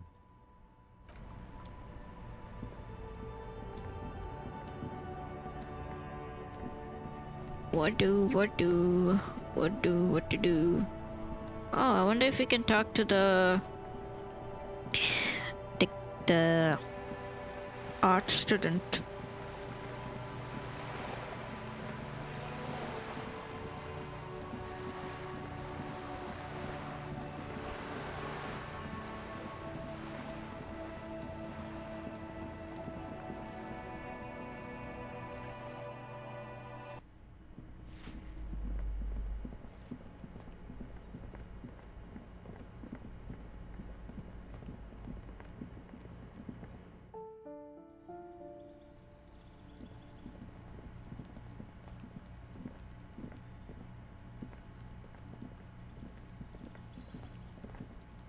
This door is made of metal and appears no one answers. Let's go. There's nothing to do here for us anymore. Okay, boss. Oh.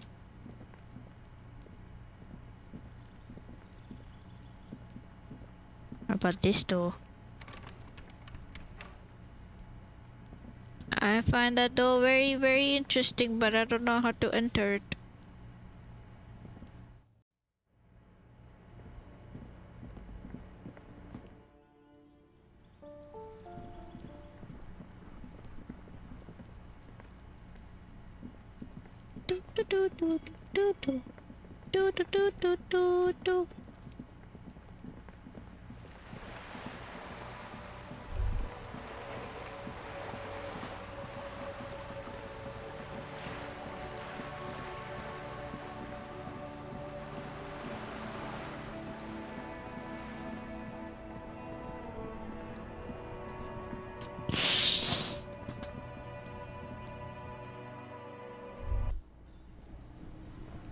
Oh hey, it's that guy we were looking for. Hi, gendarme. Another rendezvous. Hello, hello. So what brings you here? Admiring the atmosphere. What about you, officer?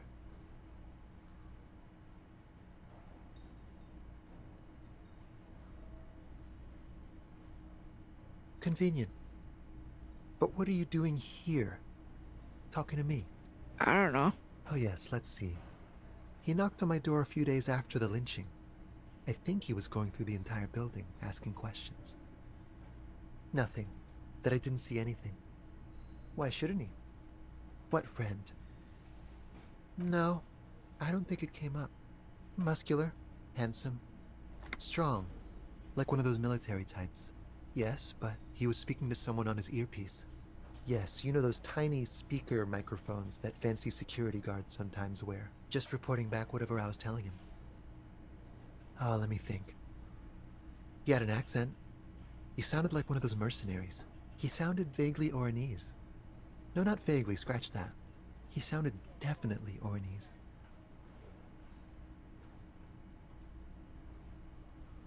Sure. Anything else on your mind? You did? And how did you like him? You were right. He was magical, magically bureaucrat. I didn't like him as much as I like you. What? I didn't. He's a government official. I don't trust governments. Ah, shoot. Why not?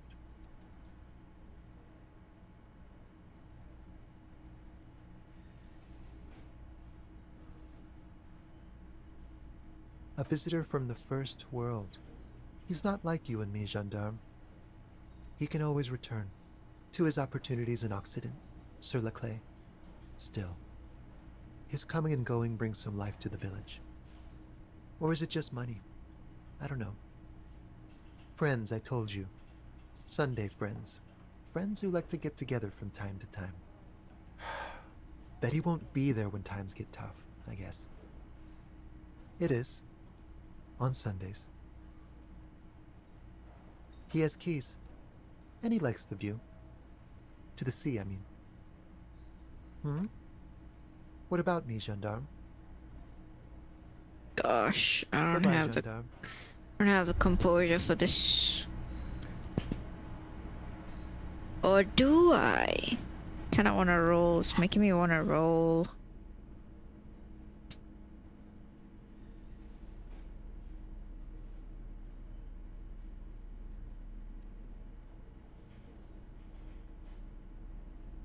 Okay.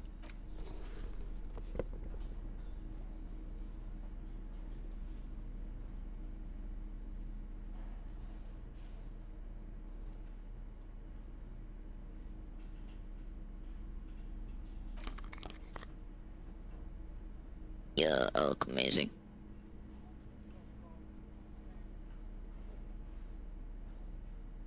Okay, let's try this.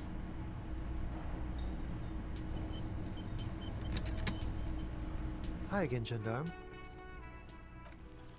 Could he be a member of the homosexual underground? Excuse me? Just pointing it out. We're not talking about some kind of cult with members here. You made it up. Hmm? Bye-bye, gendarme. I don't know, I want to ask him about that. Okay, now that I've succeeded in that role, I'm gonna put my empathy shoes back on. No, not my empathy shoes. Take this off, please, thank you. There we go, we look so much more depressing. Maybe add some glasses, you know? Yeah.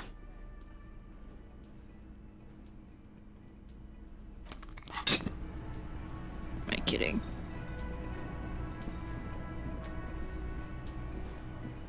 You look like shit. And I don't mean that as a metaphor. Like undercover? Well, as far as disguises go, this is one of the best I've seen. I mean, I could swear you're an actual bum. Oh, come on, Jean. It looks like it's been a rough week on him. It's not just this week. What you want?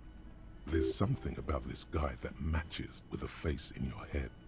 A similar, but different face. He might be wearing a disguise.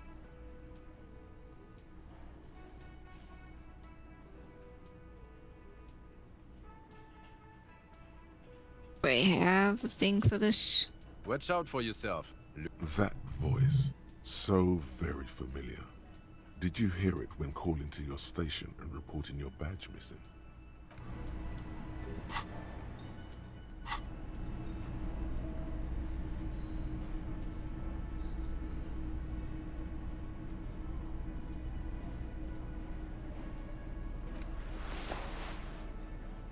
Gotta add in the stuff, you know what I'm saying?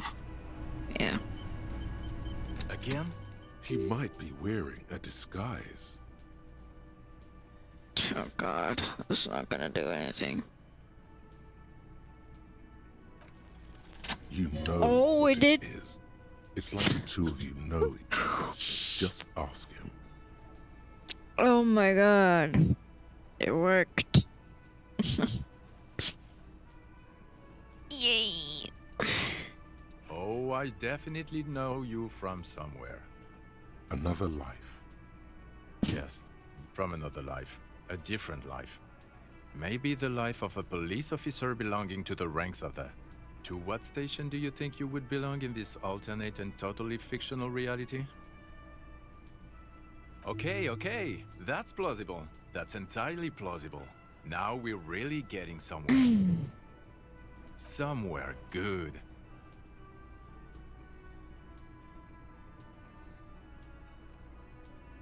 I'm not getting involved in this. No, come on, Kim.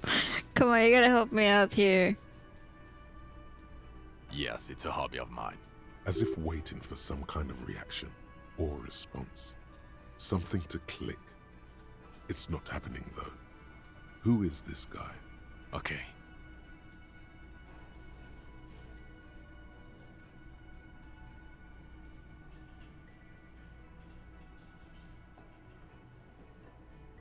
Let's be crazy. Let's say you and I are partners. How's That's that him. for a thought experiment?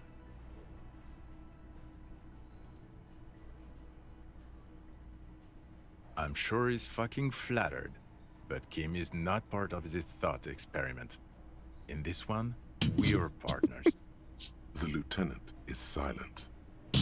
Kim is better than you. Okay. Would you now, or would I be cramping your style? Never mind, partner. Okay, actually, you probably would cramp my style.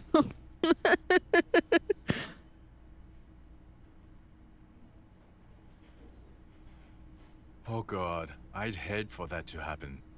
You know what might help prevent that though? You doing your fucking job. You're not going to believe this, but police officers, yes sir, solving crimes, locking up bad guys, and get this, and not getting that drink on at 2 o'clock. Just some regular boring motherfuckers in suits and uniforms. Nothing spectacularly extravagant. Oh no, no, no. You see, I enjoy watching other better cops solve crimes. And let me tell you, it's been quite a privilege seeing you work. This isn't helping. Oh, it's you, you eccentric genius. I mean, with your unorthodox approach to police work, it has to be you. Not even a little bit. It's an urban myth about an officer who is so far undercover he can't remember who he is. As I said, just an urban myth. You are not the son of Lang. Okay, yes, you get the joke. Leave it at that. Neither can I, partner. Not about what? You don't look like a cop. You know what you look like? Oh, well, go solve your case then. That would count as trying hard. No. The man in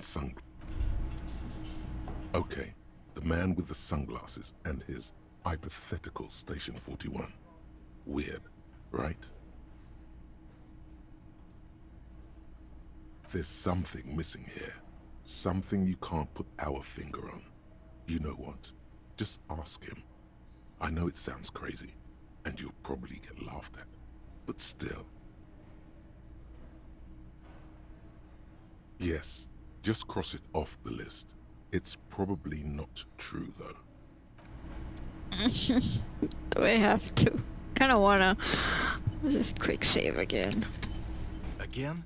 I can't believe this. I'm going to say no. Just to see what you'll say to that. What'd you say? Okay? Jean, he said okay. Give it a rest. Okay, I was clearly wrong. He is a firefighter, male nurse, animal control agent, something of that kind. Not a cop. Go on with your cop work. Don't let me stop you again.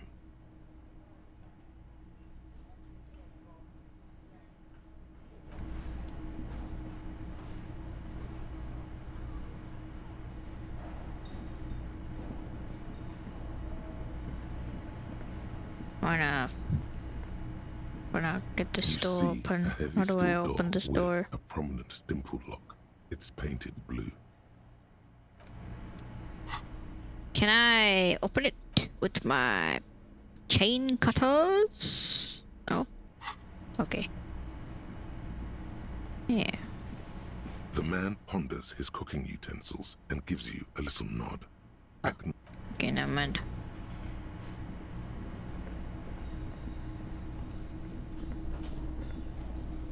Talk to this lady too, right?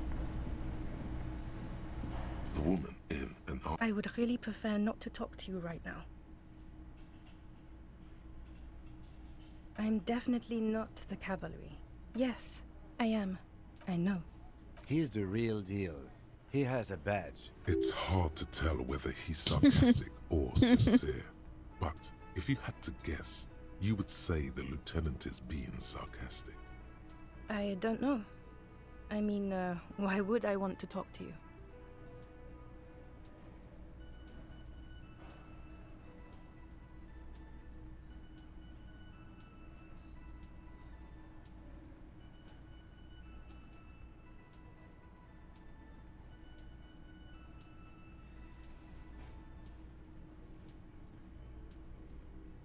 No, you haven't wronged me.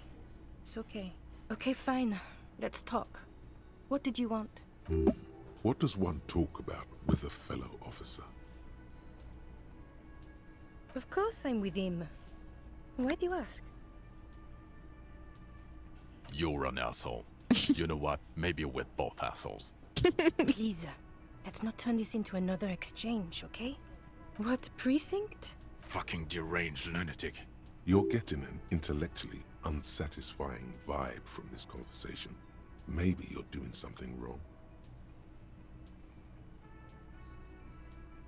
God damn it, you leave her alone. Keep your weird bullshit to yourself and be professional for once for. Can I actually help you with something? Yes, of course. Preposterous. I mean, you would remember if they were, right?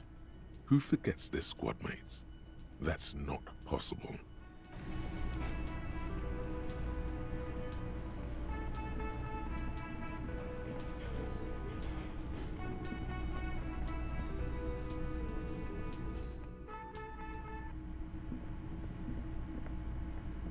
The door is closed.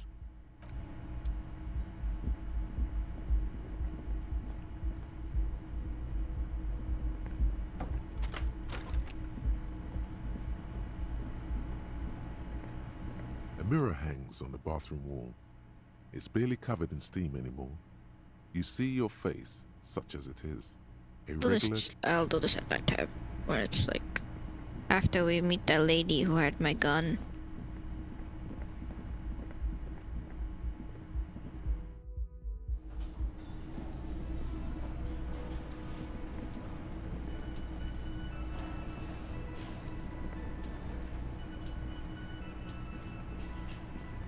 She might know something about the I've got nothing tattoos. to say to you. Okay. Damn. What a bitch. Who else can tell me about the tattoos? Definitely not the guy, not the big guy over there. He might punch me and knock me out. Maybe he would kill me.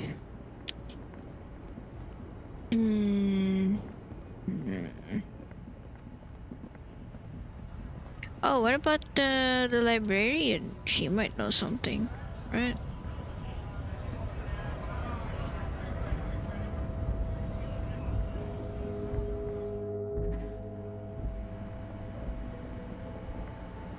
The tear machine stands. Your bottles clunk into the machine. You see several packaged raincoats fill a low shelf beneath a display of croissants and juice bottles. The raincoats are transparent, except for the big Fritta slogan on the back. Here you go. I got a raincoat, guys. Look at that. Oh yeah, I look amazing. I'll go well with these ones. Oh hell yeah.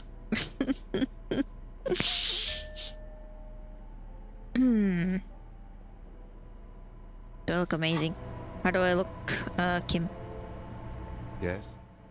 Oh, okay. Doesn't have anything to say.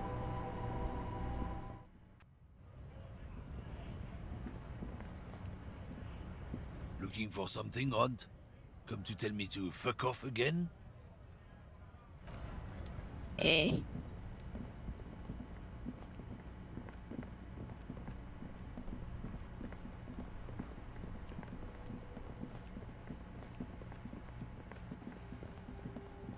Maybe the lady might know about this. Hello again, esteemed officer, and welcome to crime, romance, and goodness, you were already doing good, browsing the shelves. Everything is on the shelves. Take a look yourself. She smiles and nods. There might be a book in here somewhere. The display rack is brimming with worn paperbacks, featuring mountains of it. Heroic quantities of Hyundai. Okay, not that either. Shelves filled to the brim with crime novels featuring the supposedly stalwart Vespertine detective, Dick Mullen.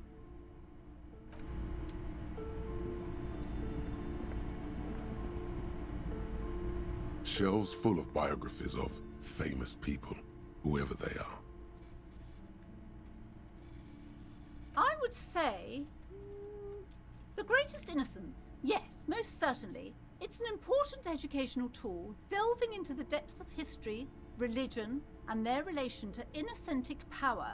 A very influential historical figure. But surely I don't have to tell you that. You're a law officer, and law officers have at least some education. The book is also very daring. The author aims to re-examine the universal understandings of the innocentic system. Certainly, it's prudent for a person to have at least an elementary understanding of history and... You feel like you should get this one. Definitely. It's important somehow. There's something personal inside. Maybe I will. A true cultural touchstone in...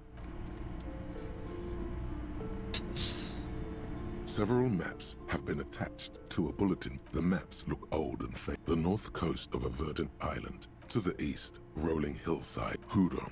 It's somewhere to live. It's so small you can't even see it on the map. No, this is somewhere to be. This is all you have. It's not really a map. It's detailed. I'm sorry, officer. The map of Martinez is the only one available. The other two are not for sale anymore. They're quite valuable, though they might not look it. The map of Martinez is 90 cents, though. That old thing, from when some design studio people... The place does not look like a successful tourist. They didn't get that far, for some reason. A shame the project never got going. Would be nice if someone fixed Martinez up. Always good to be informed of your surroundings. This bookstore is not strictly about crime. Amidst the various books, you find one written by someone named Matthias W. Dundas.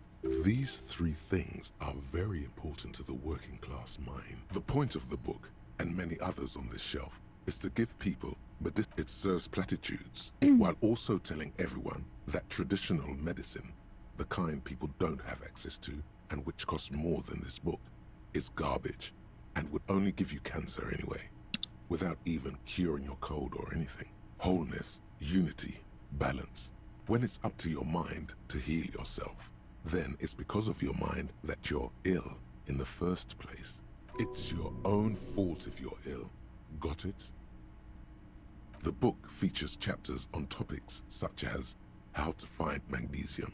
There's even a chapter on the ancient Seraïs tradition of using duck gallbladder preservatives to treat and prevent sexually transmitted diseases. Good to know.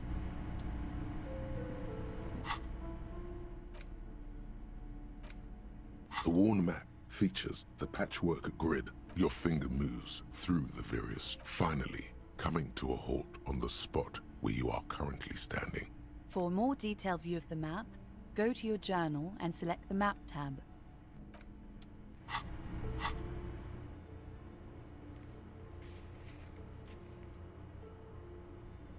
Board door. Trash container. Trash container. Where is this trash container?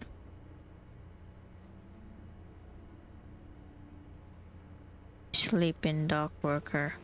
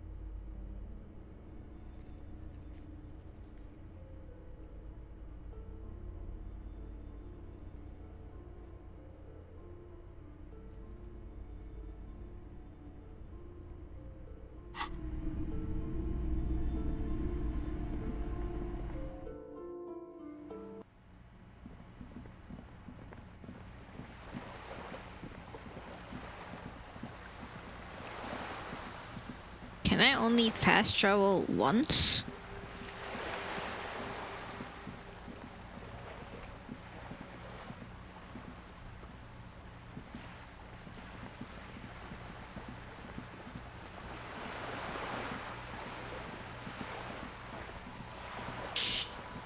I hope I can get my gun back.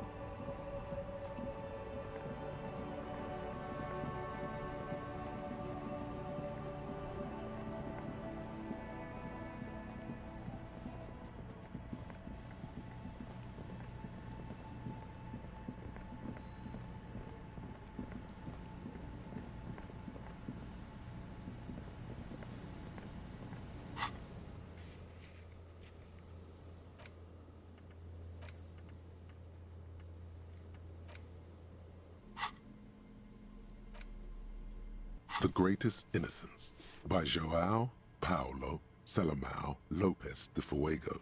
The book is large and heavy. I'll be right back.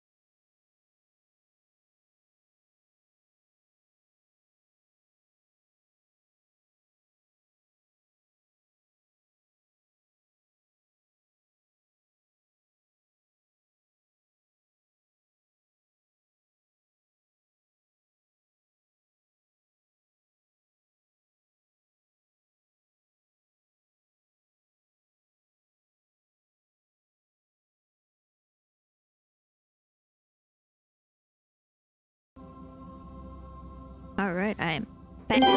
Let's continue to read this book. Hopefully it'll pass some time.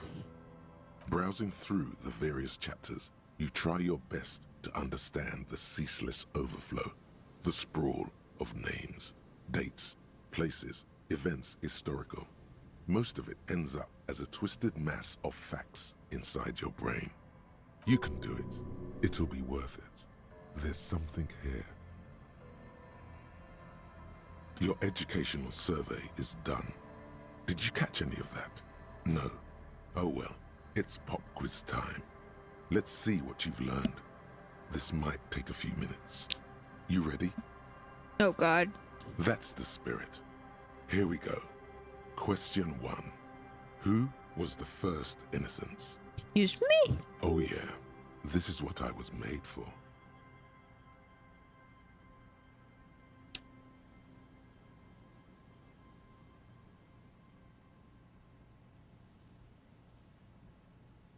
A pop quiz is a short examination designed to test your knowledge without any prior warning or announcement. Such exams allow the teacher to assess how thoroughly the students have retained the material at hand. Voila. Now blast that first innocence. I hate pop quiz. Thanks for nothing. Dolores Day. Dolores. Yeah, that's what I was thinking too. The lady in the church. Incorrect. Oh, it Dolores doesn't. Day Okay. was the innocence of humanism, internationalism, and the welfare state. She codified parliamentary democracy and created modern institutions. Among these, the moral intern, she was powerful and beautiful on all her icons. Her colors are silver, white, and apricot. And when you think her name, Dolores, stomach acid rises to the back of your throat, and it hurts. You see a flash silver, a wreath, an airport bag, and blonde hair. You don't know why. Another choice, perhaps? Steer clear of this one. There's something terrible about this one.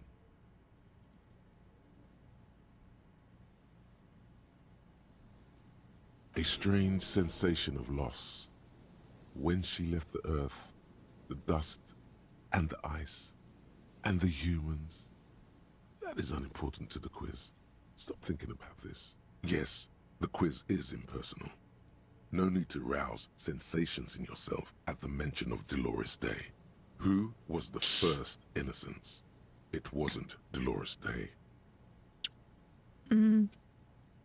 Oh no, this. Correct. Oh. Nothing much is known about him. It's not even clear that he was a he, but Franco Negro presumed as such and called him Pius. He's depicted as a young man with molten gold pouring out of his mouth. All he spoke was gold. It's said he invented God and equality of men before God. He also introduced the gold standard as a way for measuring people's love for Aurum. As the first innocence, he declared that there should be more of those like him. It is presumed his disciples were the beginning of the Holy Party, the founding party. Question 2. Who was the strongest innocence? Easy. Everybody knows the answer to this. You, me, anybody.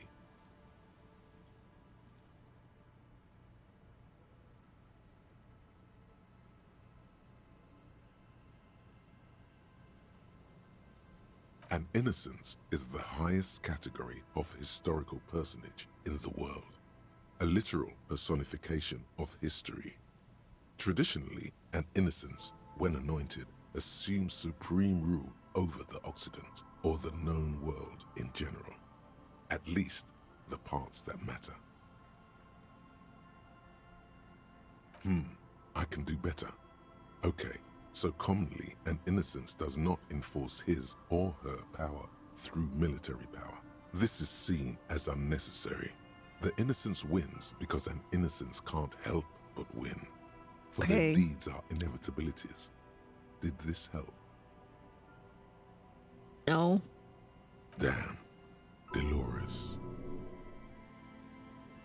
It's not Dolores. I don't think it is. Let's go back up.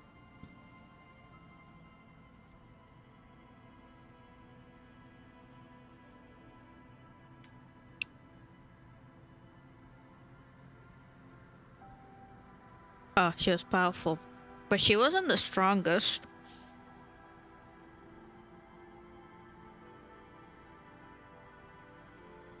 Correct. Named the innocence of militarism, he codified hereditary rule, but at the same time ended serfdom and established the Inter-Isolari Real as the global reserve currency. He also established the concept of the nation.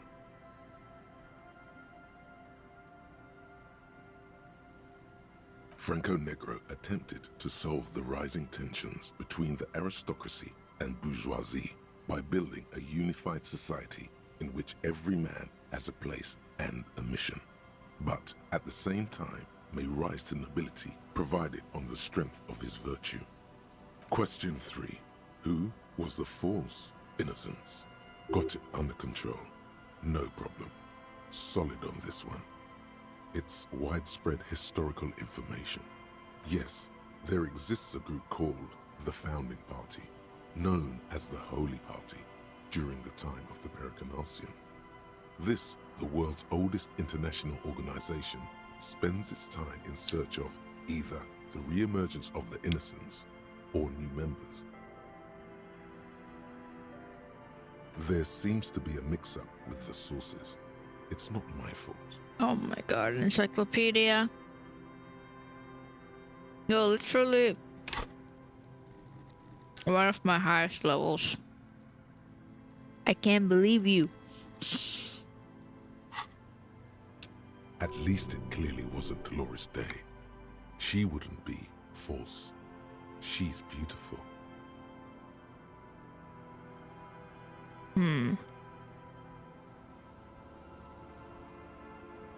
Or if it is.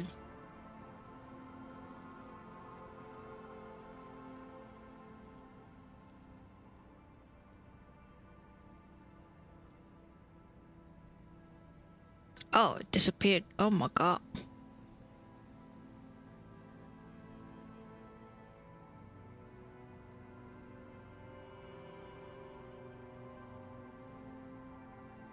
Correct. Oh. There have been a number of counter or false innocences. Some Oh, wow. assumed to have innocentic qualities. Some who just thought so themselves. Occasionally, they have the support of a faction inside the ecclesiastic organization, and accusations of foul play have arisen. The most famous and important of these was Ernau Pasternak. He was into torture, despotism, hymns, cannons, and world conquest, but got defeated and humiliated by Stepan the Despicable of Kedra. Final stretch. You've come so far and learned so much. This is the most important one. Question 4. Who was the greatest innocence? The most important of them all. The most precious to humankind. Dolores? I got it, honest. Of course, this is my thing, the reason I exist in this world. The correct answer is Franco Negro. 0 doubts.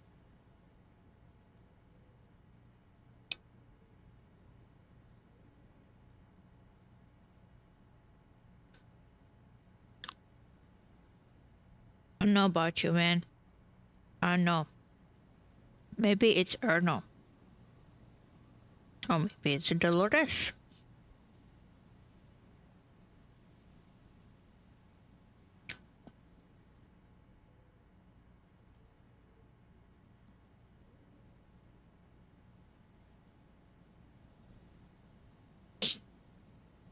Oh my god. Let me finish this ice cream.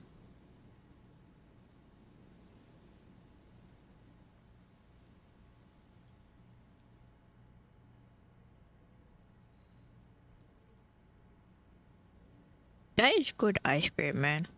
Considering it's like not the best, but I would. It's still good. It's not too sweet.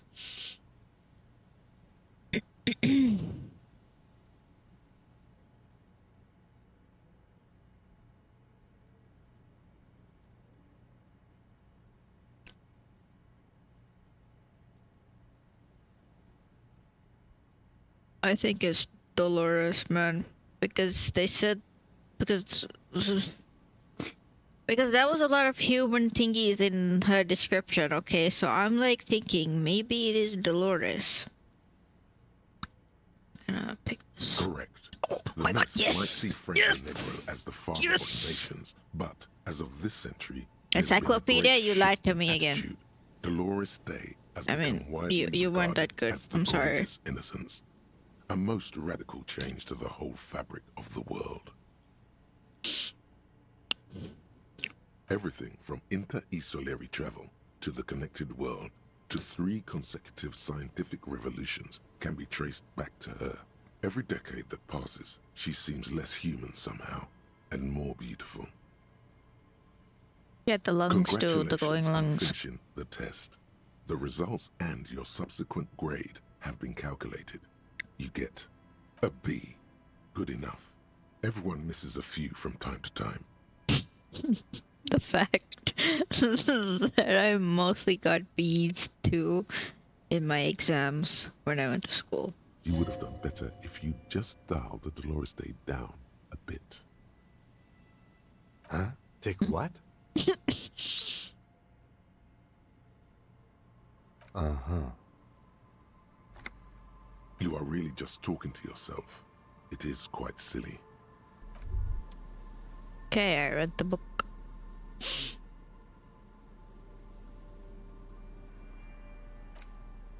There it is again. The scent of apricots with a touch of cinnamon. Smells like the end of some distant summer. Yes, from the height of antiquity. A long, long time ago. Millennia ago. On an island of time you can never return to. The sun sets into the sea, but the water does not boil. Instead, it turns to liquid gold. For a moment, the world's store of precious metals seems to increase dramatically, and you are rich. There is a movement next to you, the shuffle of a small coat, warm like the evening. But when you turn toward it, there's nothing there. Why are you talking to a gum wrapper? Bitter, citrus, sweet. It seems to grow stronger, like a glow, with every breath you take. Whatever petrochemical byproducts they used to create this artificial flavor have bonded tightly to the wrapper. Or is that just your memory filling the gaps? Until a blossom of skin and flower petals erupts behind your closed eyes. Made of toffee, cream, and distance. You just had to take a dive. Your heart working overtime.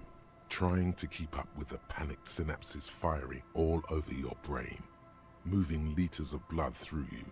Panicking.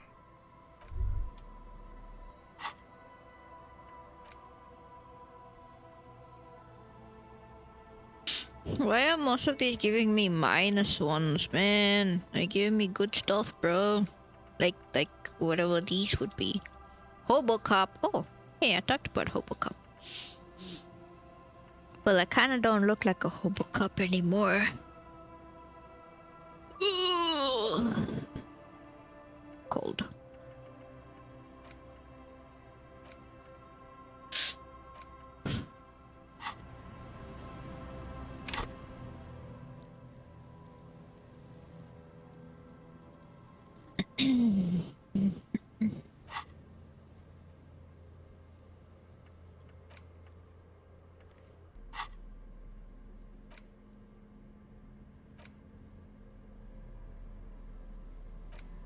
The worn map features the patchwork grid of the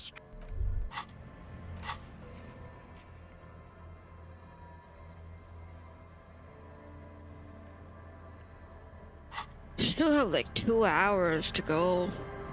What do we do then, Kim? What do we do then?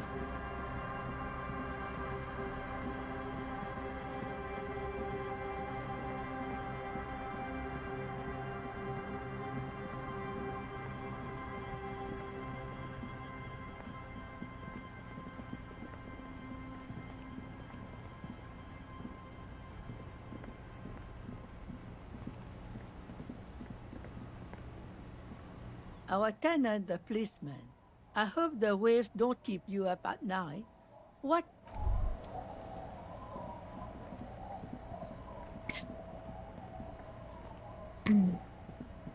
I guess we could waste some time with these guys. Tequila sunset. Wonderful. Not much, but it will do. Hey, Spiral Boy, you gonna share that? Don't call Abigail! Shut up, guys. I'm telling a story here. something happened to you. Something happened to me, too. My actual name is George. But around here, you already know. Aha! I got you. Deserved. That's what you try. Well, that's what you get for trying to suck my blood. You naughty little thing. I was Mosquito. once a reasonably high net worth individual. A founder / junior partner at a high concept creative services agency. When my story begins, I had just landed a major contract with an insurance firm. I used the profits from my agency to finance what I called a cultural incubator. Abstract value generation, value per person, high concept stuff. I developed the paradigm, worked within the paradigm, but the burden of leadership weighed heavily on me. 22 full-time employees, an all-star team, a potentially historical set of individuals. It did. With my trusty Sansarique tracksuit, I felt like I could conquer the world. But now dreams are worn thin, much like my tracksuit. One day I left on my evening run. As you may know, it's impossible to clear your head when you're distracted by the sound of keys jangling in your pockets. His eyes are clouded, his dilated blood vessels encircling his irises like stinging brambles. His eyes are your eyes. So I removed the key ring and put the keys for the front gate and the apartment into different pockets to stop the jangling, you see. At least, that was the plan. I was halfway done with my usual lap when it started to rain. The reality situation became very wet, very quickly. Wet, okay? It was raining really hard. I made my way back home and discovered that I didn't have the key to the front gate. I'd mixed it up with the key to the letterbox, which was useless. Naturally, the situation required me to climb over the gate, which I did. There was no climbing down because I slipped and landed on my ass. Ouch, indeed. Reality was looking rather grim just then. Me lying on my ass in a mud pit in the middle of a heavy shower. But when life knocked me down, I always got up. So I made my way across the yard. Standing in front of my apartment door, fumbling with my pockets, I realized that I'd also forgotten my apartment key. Oh, God. I wish I were Tequila. I wish I were. I like Instead that I'm of my called apartment Tequila. key, I'd taken the key to the office. I rang my neighbors' buzzers. It was late, and most of them didn't even answer. Those who did assumed I was trying to sell them something and hung up before I could even explain the situation. People are naturally wary of ad men, you see. One moment someone chats you up, 5 minutes later you've bought a box of edible lingerie and a strap-on. I don't begrudge them, especially since I was known to be one of the best. Just then, I experienced a moment of clarity. There's I edible still had the key to lingerie? my office. I could wait out the storm there. But when I reached my office, I remembered that I'd asked one of my producers to change the locks that day. And since I hired only the best, he'd already done it, and I couldn't get in. Anyway, long story short, life spiraled out of control. I haven't gotten into my apartment for years, and my girlfriend left me because she didn't want to date a homeless man. The company, well, you see where I'm going with this.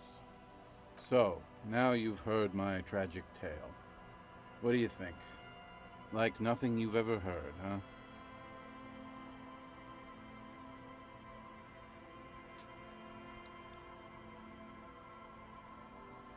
Me neither, Tequila. When I lost my keys, I lost more than access to my apartment. I also lost my leverage over humanity. I wasn't a high-concept creative director anymore. I was just some homeless asshole with a premium Sansarique Lycra tracksuit. You can't imagine what that does to a man's confidence. Anyway, that was all the story one bottle gets you. Almost empty, this one. do you guys do around here? Where do you keep losing all your stuff? Good fucking question, Tequila. If I knew the answer, you think I'd be hanging out on a beach in this formerly premium but now extremely dirty two-piece lycra tracksuit? I used to own my reality situation. My business buddies and I had our own creative services agency. I had a nice apartment, an even nicer piece of ass. But somehow it all got away from me. Sadness. Now I can't hang on to anything. Just last week I stole this nice new jacket, but then I lost it too. The only things I haven't lost are these two drunks. A lost jacket? Sounds like a mystery you could look into. Tequila, it's a verifiable tragedy. Say, you're a detective, right? Maybe you can help if I knew where I lost it, don't you? Somewhere north of here, that's for sure. You could ask around, see if anyone's seen it. I think I know where this is. I'm all ears, Tequila. Alright. Time to spend some time looking for that jacket. Shimmy, shimmy, shimmy, shimmy. Drink. La la la. Drink. La la la. Fa la la la. La la la.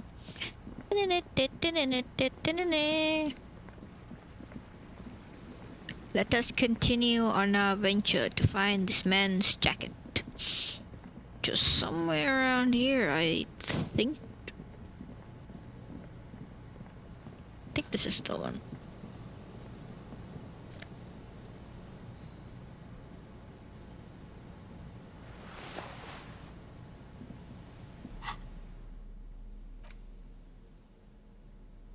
As you hold it in your hands, it makes an uncomfortable crunching sound. It's a sordid, filthy tale, not for the weak. Are you sure you can stomach it? Some secrets are better left uncovered. Don't even try. Seriously. It occurs to you that you're not even holding the jacket itself, but rather the thick crust of jetsam and seagull shit that ensconces it. It smells like a dead sea creature, tangled in grey strands of seaweed. It must have spent quite some time in the water before the tide deposited it ashore. Somehow, it was carried or dragged to the boardwalk. If not by human hands, then perhaps the feral dogs that prowl the beaches at night. The faint impressions of many footprints are also present, though it's impossible to tell what kind or how many. Suffice to say, the jacket spent some time on the ground before someone draped it over the railing. The crust is hard. This jacket spent at least a day baking in the sun.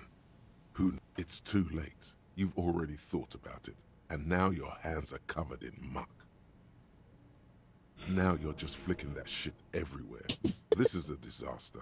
You'll never get the smell out. That's not the jacket.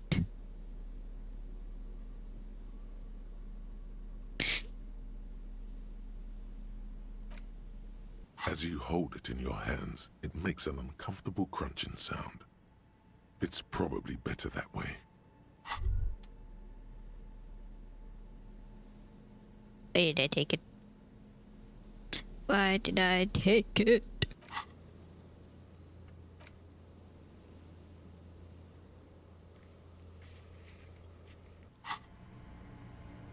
I think it is his jacket. Covered in shit.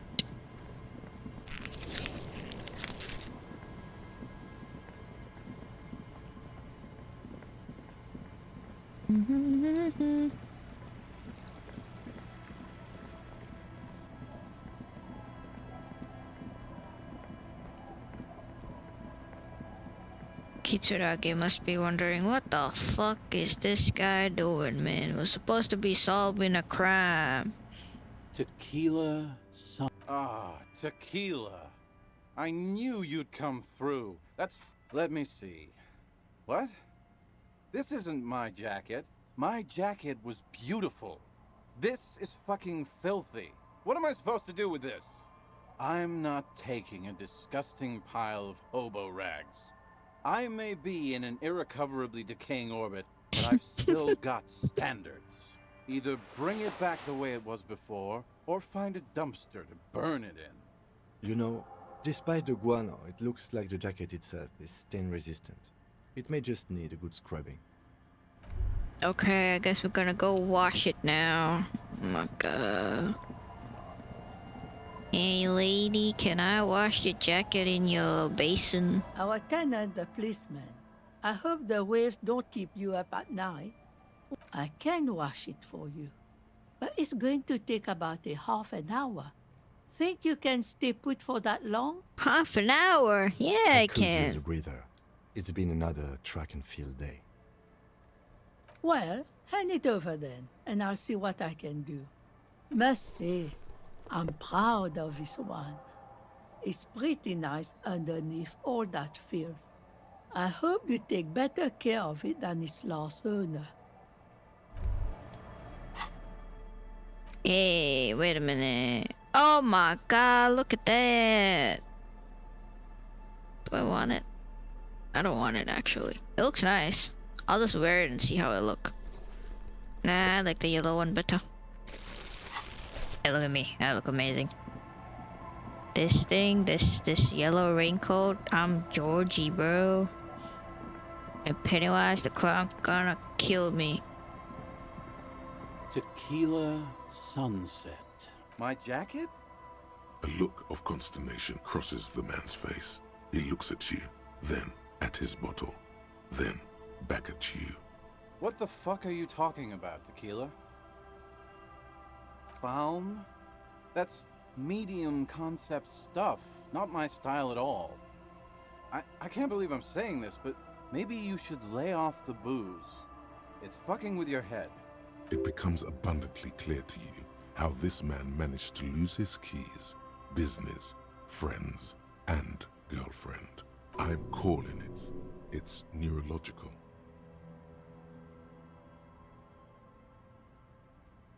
That shit is so medium concept, I wouldn't touch it with a stick. But yeah, okay. I'm sure it looks great on you. It's an okay jacket, if you're into that look. Okay, let's step aside for a second. I have something I want to talk about. Yay, we get to talk to Mr. Kisturagi. Okay, let's go to a really cool place. Hey, where's the other twin? The twin left because it's I've been meaning to bedtime. have a little chat with you about your sense of style. It's just, well, you look more like a high-flying businessman than a police officer. That's right. You're an entrepreneur of the peace, here to disrupt legacy law enforcement with buzzwords and privatization schemes. Do I have to look like a police officer? I mean, I don't really have. Then maybe you should change your look. You know the expression, the clothes make the man? The right outfit in the right situation can make all the difference in the world. Let's not get ahead of ourselves, detective. A warm smile. Anyway, we should probably get back to the case. Let's go. I'm only wearing this because it's giving. He said I look ridiculous. Okay, I'll look more professional, okay? But I do need interfacing stuff, okay? There. And... yeah, I think this looks good enough, right?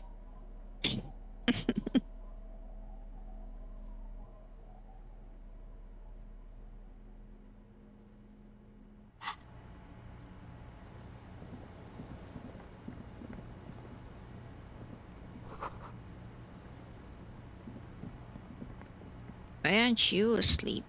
You're supposed to go to sleep. The scruffy-haired little boy kicks a stone while the other watches him do it. Excuse me? The other? Where is the other one? The other one is not there. The fuck?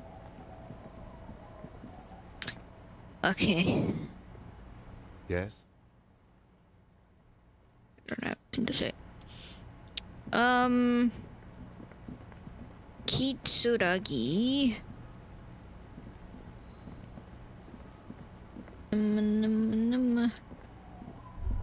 He seems the walker was either very confused or drunk out of his mind.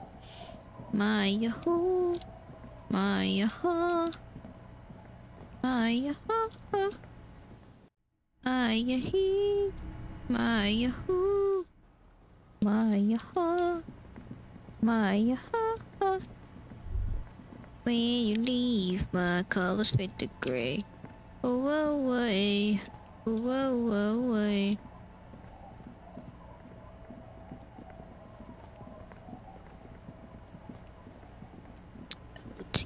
Boots and gets. What do we do now, Kim? What do we do? Tell me right now. Tell me. What do we do, man? Oh, wait until 22 to meet this woman. Bum, bum, bum, bum, bum, bum, bum, bum.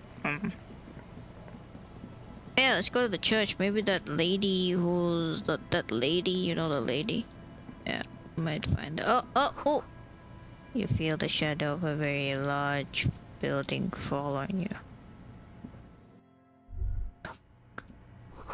A strange stillness fills you as you look ahead. You walk here, not run. Oh, okay. Nah, fuck you. Nobody tells me what to do. A machine stand. The lieutenant doesn't say anything, but you can sense that he doesn't like you meddling with the machine. But I want to meddle with it. Okay, I'll come here when he's gone. That way I can meddle with it. When you go to bed, you know, when you go to bed. Got another one. The mosquito landed on my hand. Maybe it's time to call it a night, huh, Lieutenant?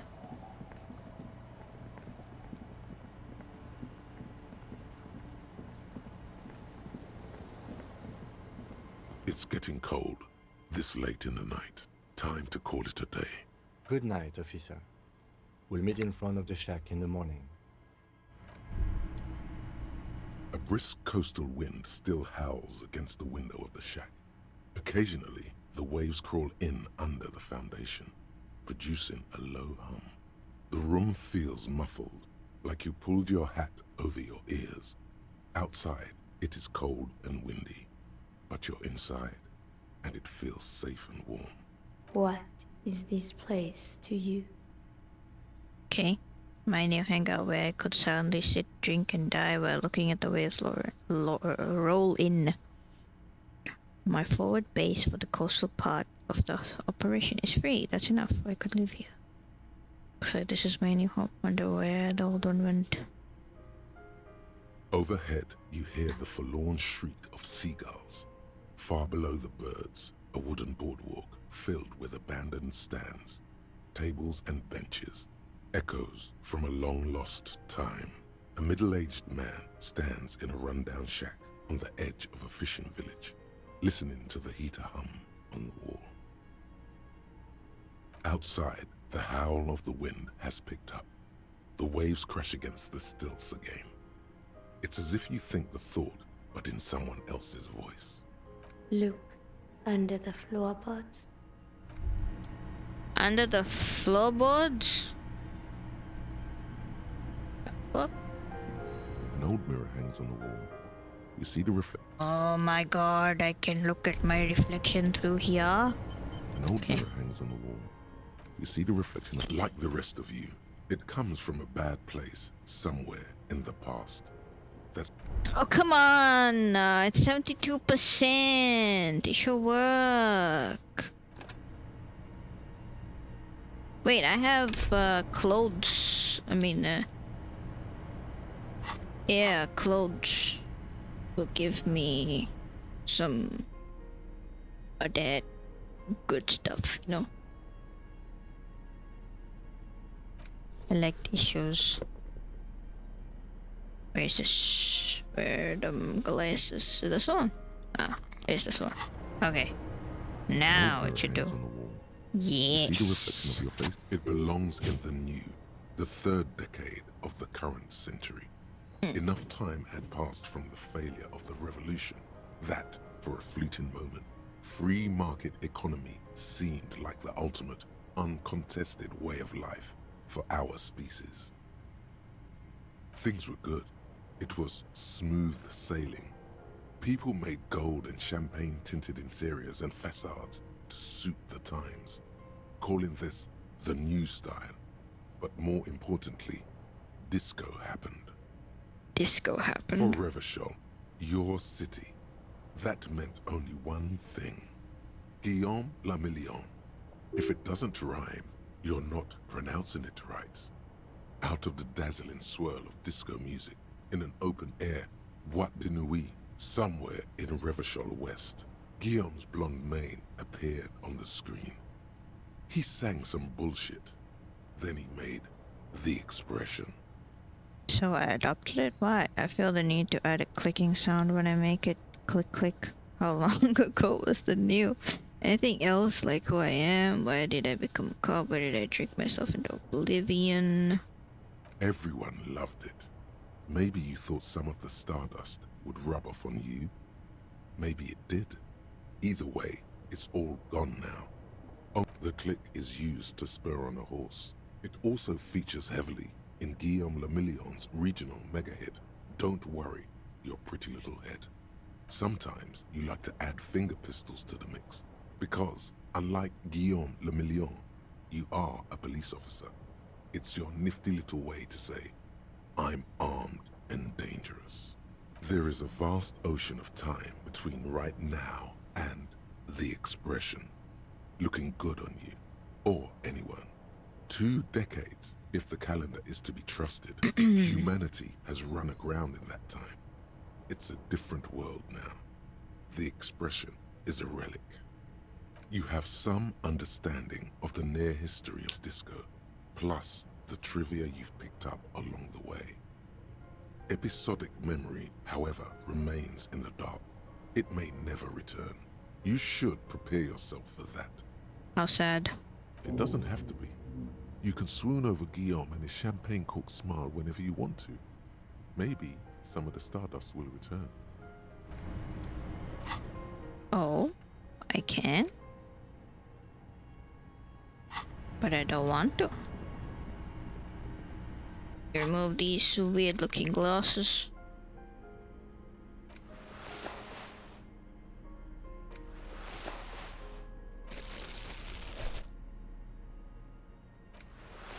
Oh yeah, I'll look amazing.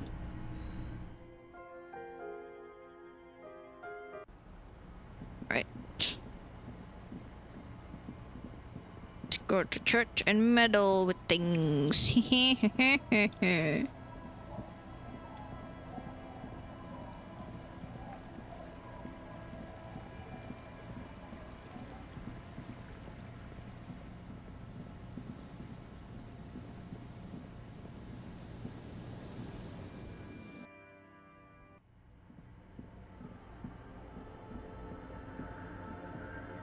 What will happen if we kneel? She still stands, cradled in her arms, or appear. Your knees touch the floor. The floorboards are hard and cold. There, you kneel among the snowdrifts. Why am I kneeling? Diffuse light falling on your hands from Oh, beyond no. the glass. The world is silent, but for the creaks and cracks of the massive wooden structure behind you. It covers you from the wind outside. The ocean feels distant. Its ebb and flow blocked off by the centuries-old pinewood sarcophagus around you. The woman looks down at you kneeling. She towers among her followers, architects, laymen, courtiers. There is a sad smile on her lips and a glint in her green-blue eye of what? Compassion? Remorse? She acknowledges the passing of someone who is still alive. As that soft word passes through your mind, you rise into the apricot-colored light of the window. The woman keeps smiling her distant smile, sundered by the crack in the glass. Okay, there's a lot of stuff here that I need to do. The Wait, mother of humanism stands above you. A wait, precious hold on. Encyclopedia! Get them glasses on, man. Wait. Okay. This gives visual calculus. Okay. What else gives? There's something else that gives visual calculus. Oh, this and this. Okay, I'll read this first, and then what else gives visual calculus? The mother of humanism stands above you, a precious and complex wax painting on a single pane. Despite the damage you've done to yourself, the title appears lodged in your hippocampus. This is Her Innocence Dolores Day, the innocence of humanism, internationalism, and the welfare state. Perhaps the most famous human being ever to have lived. No amount of Commodore Red can wipe her sad smile from your brain thing. It has survived the deluge and haunts you still, and will haunt you forever, as it haunts all men. Okay, when did she roll? 300 years ago, in the wake of the discovery of this Isola, the Insulindian, by explorers from the continent of Muindi, she is, among other things, the innocence of inter-isolary travel. And what else do I know about her? Many things. You know she was a woman of the court, the wife of an influential Marchese, and eventually the principal advisor to Irene la Navigateur, Queen of Serene, modern-day Sir La Clé. Also, that she was gorgeous beyond beauty. Okay, what else? Was she smart? Terribly, women of the court were expected to play both contract bridge and chess sufficiently well to prove an interesting challenge to a man. A simple grasp in matters of philosophy, I still don't know how to play chess. Was encouraged. She was, by all means, a kept woman. Those who can she made the most of her play chess. I applaud you, man. A court visited by the most prominent thinkers and artists of the day. In secret, she was becoming the era's preeminent philosopher of the state. A scalpel, a piercing gaze. She was an almost preternaturally magnetic and intelligent individual. To her contemporaries, she appeared out of time, a messenger from the future of the species. We all fell in love with her, head over heels. Even before she was declared an innocence, her influence was tremendous. It was on her advice that Irene la Navigateur sponsored a number of voyages into the Pale. A costly, often tragic endeavor, ultimately vindicated by the discovery of the new world, the piece of reality you're standing on. She was crowned 2 years after the first expedition returned, setting in motion what is widely considered the greatest era in history.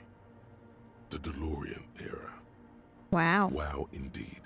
When her innocence was declared, and the queen she had advised for years fell on her knees before her, she was so overcome with emotion that her lungs started glowing in her chest. Oh, so that's why she... okay. Bystanders reported golden filaments lighting the already sunlit chamber around her, clearly visible beneath her dress. That is why the lungs are the symbol of love for the cultures of the Real Belt.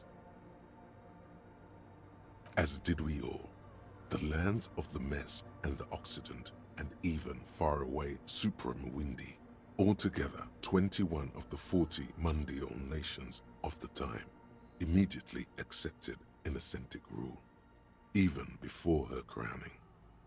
In a city called Advesperaskit in Vesper Messina, her homeland, the name of the city means evening comes, but it happened on a winter's morning, with the canals frozen and slush falling out of the sky. She was dressed in a white and pearl dress on an emptied-out plaza with the crowd far away. Already, her Theriers, the secret servicemen of the Innocents, were worried about an assassination attempt.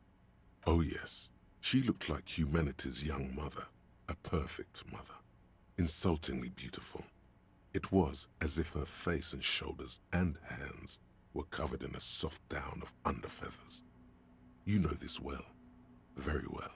I do. Midwinter snow was beating the cobblestones around her.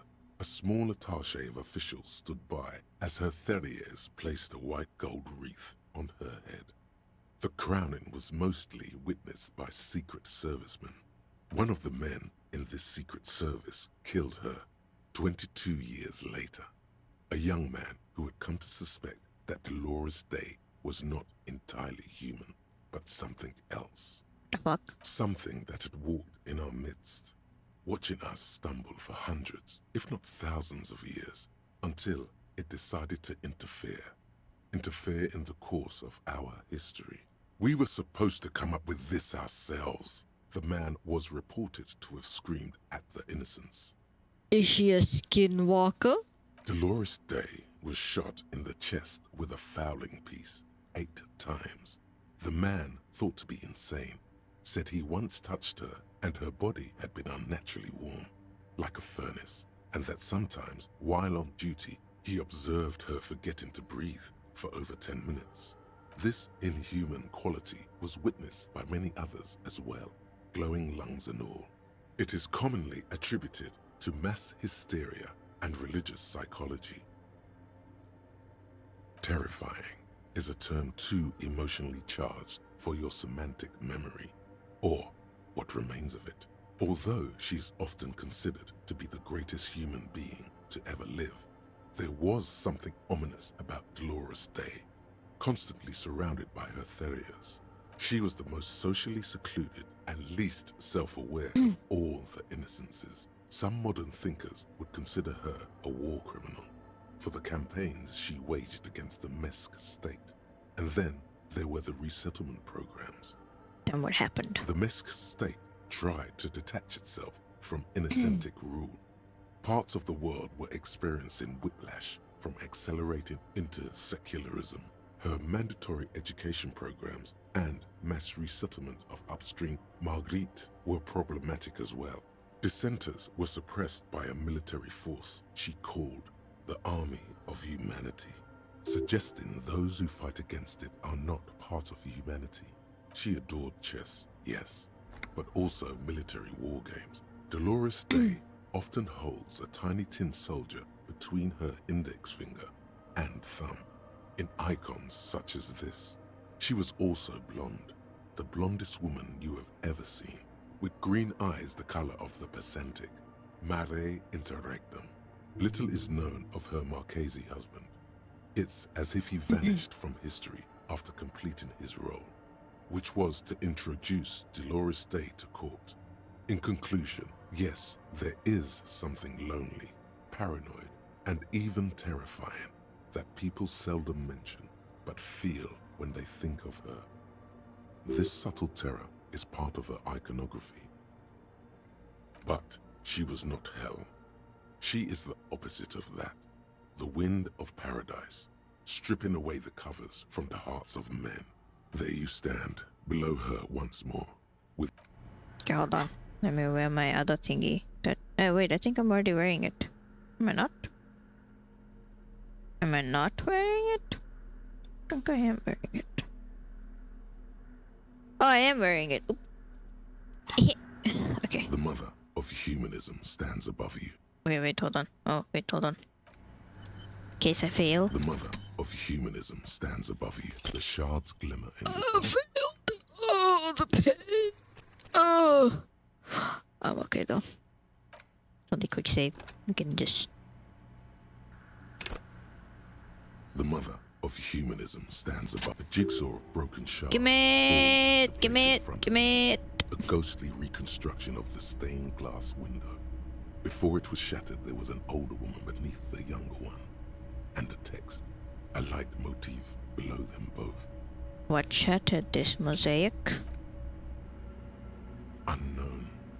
A motor carriage, a gunshot, someone falling into it, or maybe just hooligans looking for something to break. Who is this older woman? The escutcheon on her throne says, Irene the Navigator. She is depicted as an older woman wearing thick-rimmed eyeglasses, holding a golden rights apfel in one hand and a scepter in the other. This is the queen her innocence Day advised. Above, she herself is whole. Small figures of wise men, common men, Worshippers walk up the stairs to stand at her feet. Secret servicemen, farriers, stand in a row guarding her. It must have taken years to produce this work in all its dizzying detail. The motto, what does it say? Below both women, in luminous black letters, après la vie, mort. Après la mort, la vie de nouveau. And then, along the left side, après le monde, la gré. Après le gré, le monde de nouveau. But what does it mean? After life, okay. Death. After death, life again. After the world, the pale. After the pale, the world again. This is the great leitmotif of humanism, a summary of the effect of the discovery of this isola, the insulindian, on human thinking. A tremendous sea change akin to finding life after death. The mother of humanism. Let me remove this. And what else was I wearing? And I can just wear this, I guess, for now. Psych, I like my yellow raincoat.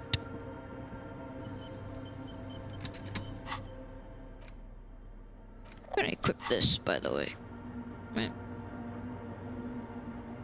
A machine stands in the corner, watched over by the figures on the stained glass. As you step closer, you notice fluorescent play and print buttons. On the behind the hatch sits a cube-like crisscross of filaments, smoldering in the dark like fireflies.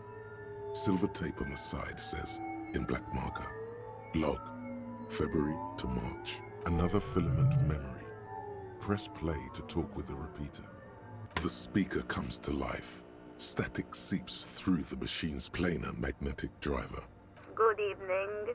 Votre accident on Saint-Brune. This is the East Insulindian Repeater Station 1. Please repeat.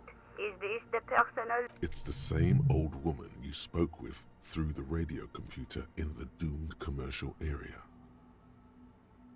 Good. Please repeat the password. No. A hint system is not part of the protocol for repeater stations. Received. Votre accident. Is there anything else I can do for you today? Good. Please repeat the password. Received. I don't know the password. Is there any... The machine's keyboard is nothing happens. Dang it. Don't got the password. I'm sad. Where can I find the password, man?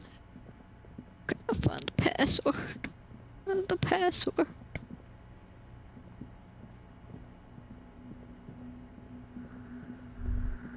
Oh. Came from the stained glass windows. Still has letters on it. Oh.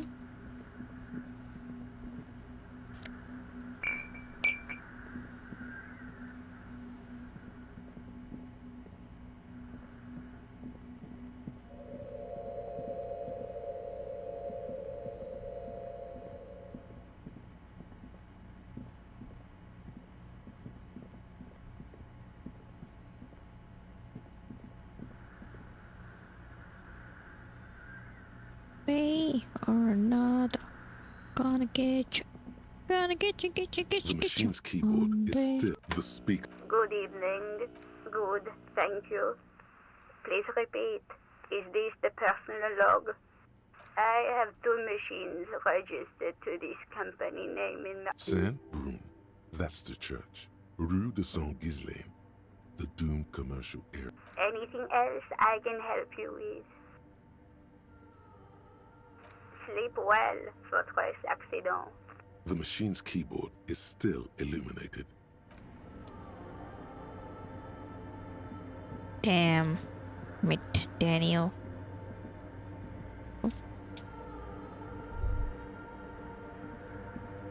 Guess the password isn't here either. Hey, do you know the password? Oh, hey, wait.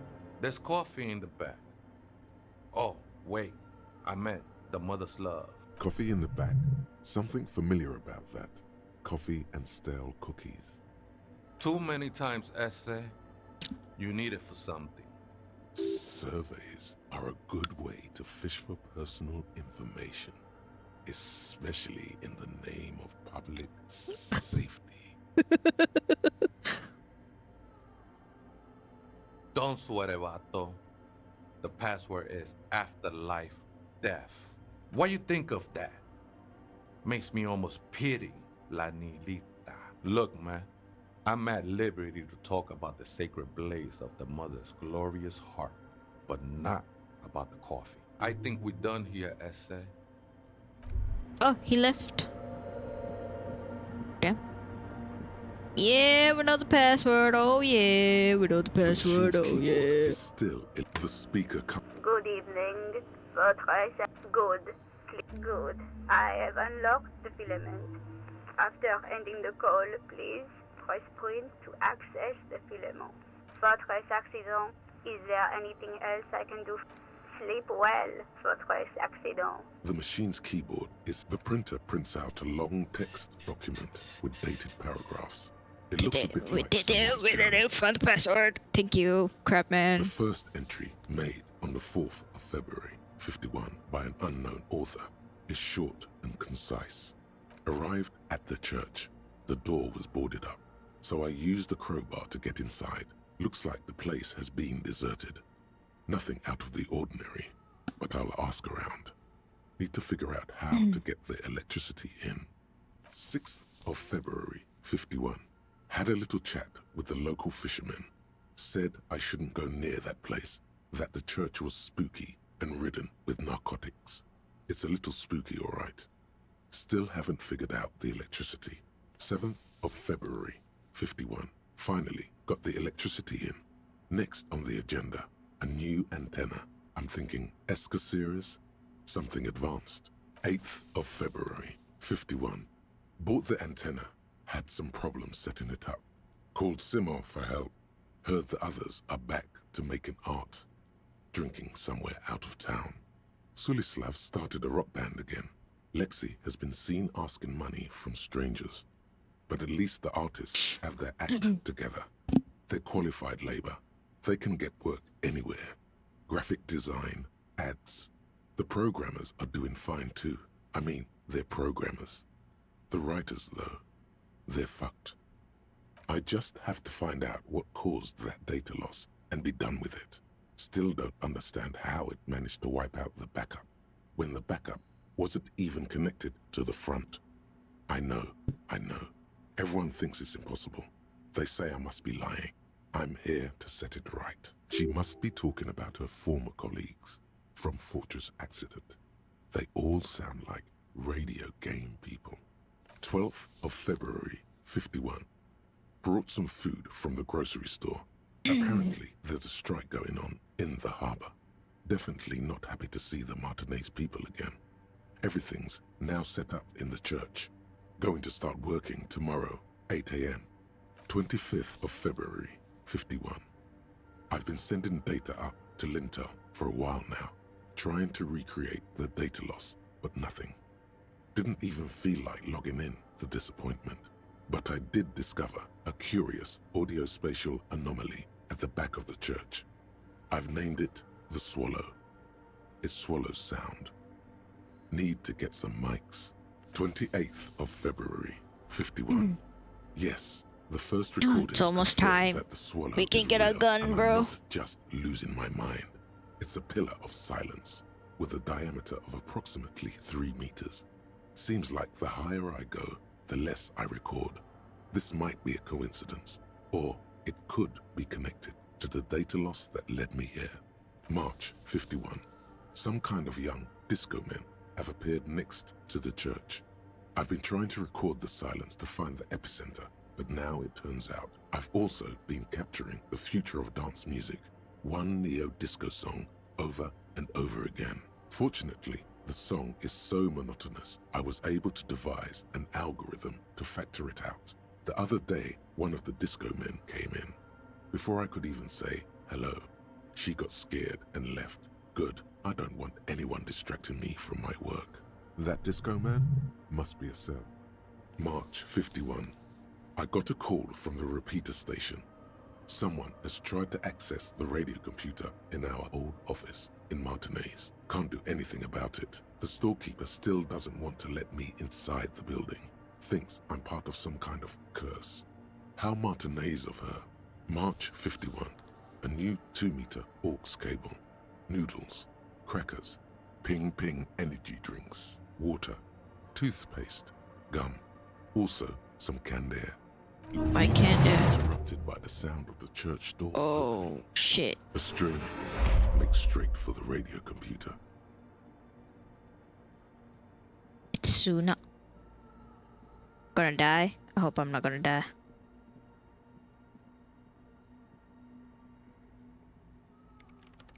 Breaking into my radio computer, I see. Yes, you are breaking in, but not into her radio computer. You're a master circuit bender.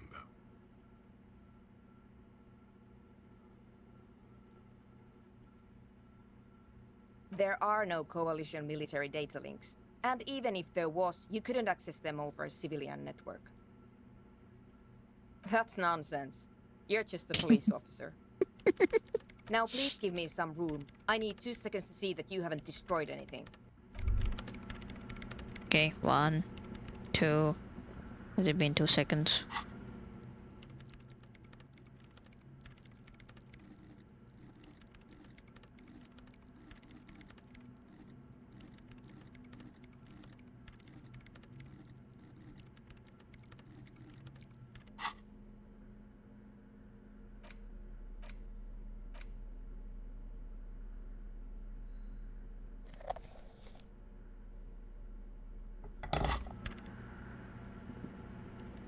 What is it?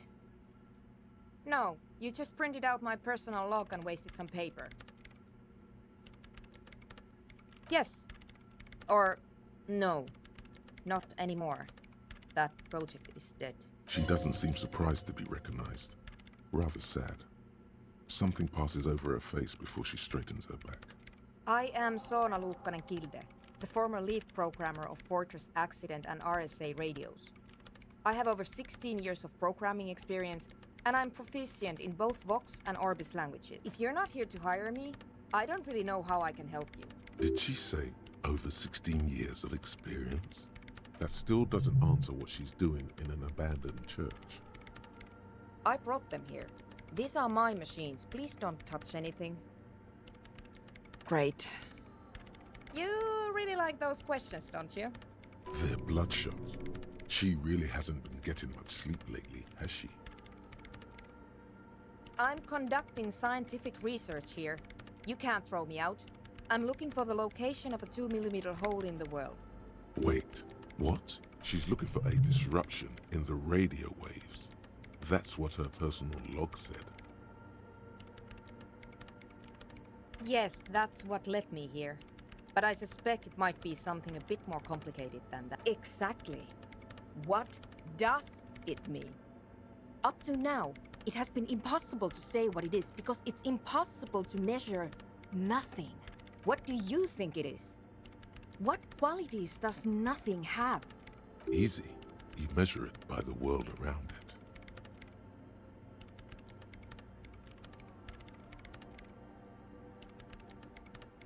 Exactly. Very true.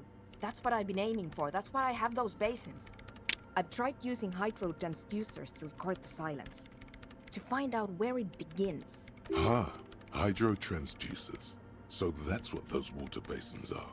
Devices for recording sound through water.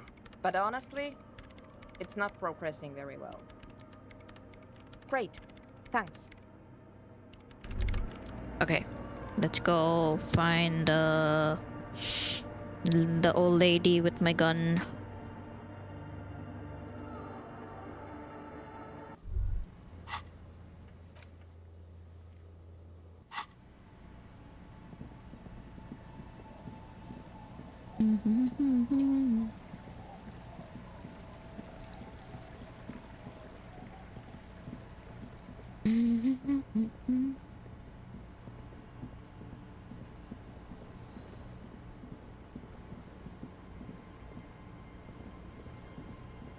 Oh, that's Lydian. Where did he say that she would be?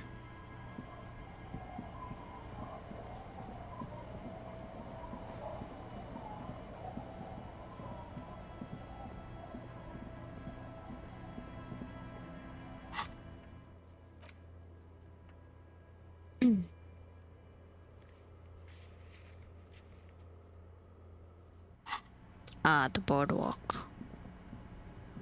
Okay.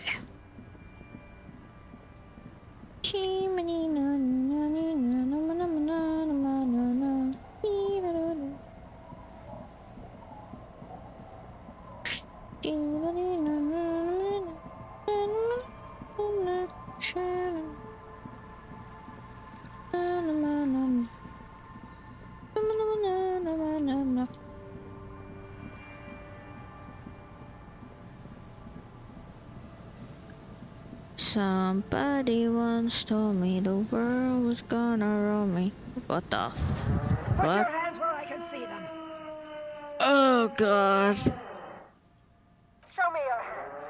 This is the pigs. I couldn't even save. Right now! Scavenged, battery-powered police lights protrude from her back. The flickering light show reveals a gun in her shaking hand. Her hand is trembling from some sort of neurodegenerative disease. No, I didn't quick save. Failure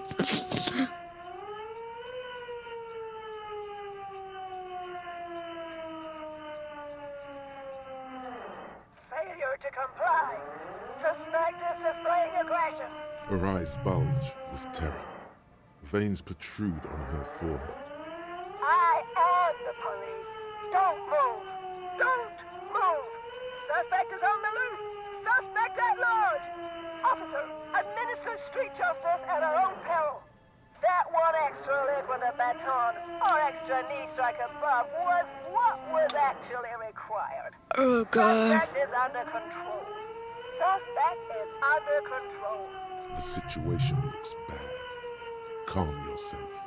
Steady your breathing. No, I'm not ready. You'll have to go for the gun sooner or later. Perhaps you can learn crucial facts before you do. This is dangerous. You're 70% certain you always leave your gun loaded. Oh shit. Oh my god. Condition black. All systems... No. They're really not. The gun wasn't even loaded. No shots fired. What is this? This isn't police issue. Police weapons have bullets. Police guns always have bullets. What is this? Why did you sell me this? Grab the gun. Right now. This might be your only chance. No one ever cares anymore. Why would they treat me like this? Great gears are grinding to a halt. The machine is powering down. She's all out of jolt. Okay, you need to figure out what to do with her now. Nobody's ever around. Nobody ever comes to visit me. Her scratched skin is warm to the touch, but the person inside doesn't even know you're there. My god. The catatonic woman, especially now that she's unarmed, doesn't seem to be a threat to anyone but herself.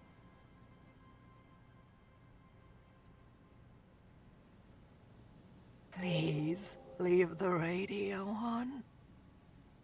Mr. Moran is on Channel 8. Reflex to what? Being left alone? She stands motionless, just a heap of clothes and flashes now. Maybe if you search her once more. My lord. Oh, I have my gun now, so what's that? The woman stands slumped. She looks catatonic under. Is one of those things a police cap?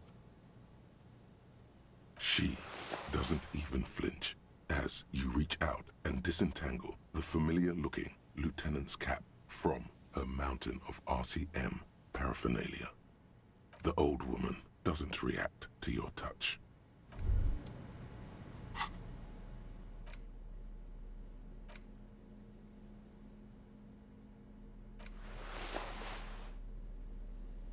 To complete the look, I will need to wear this.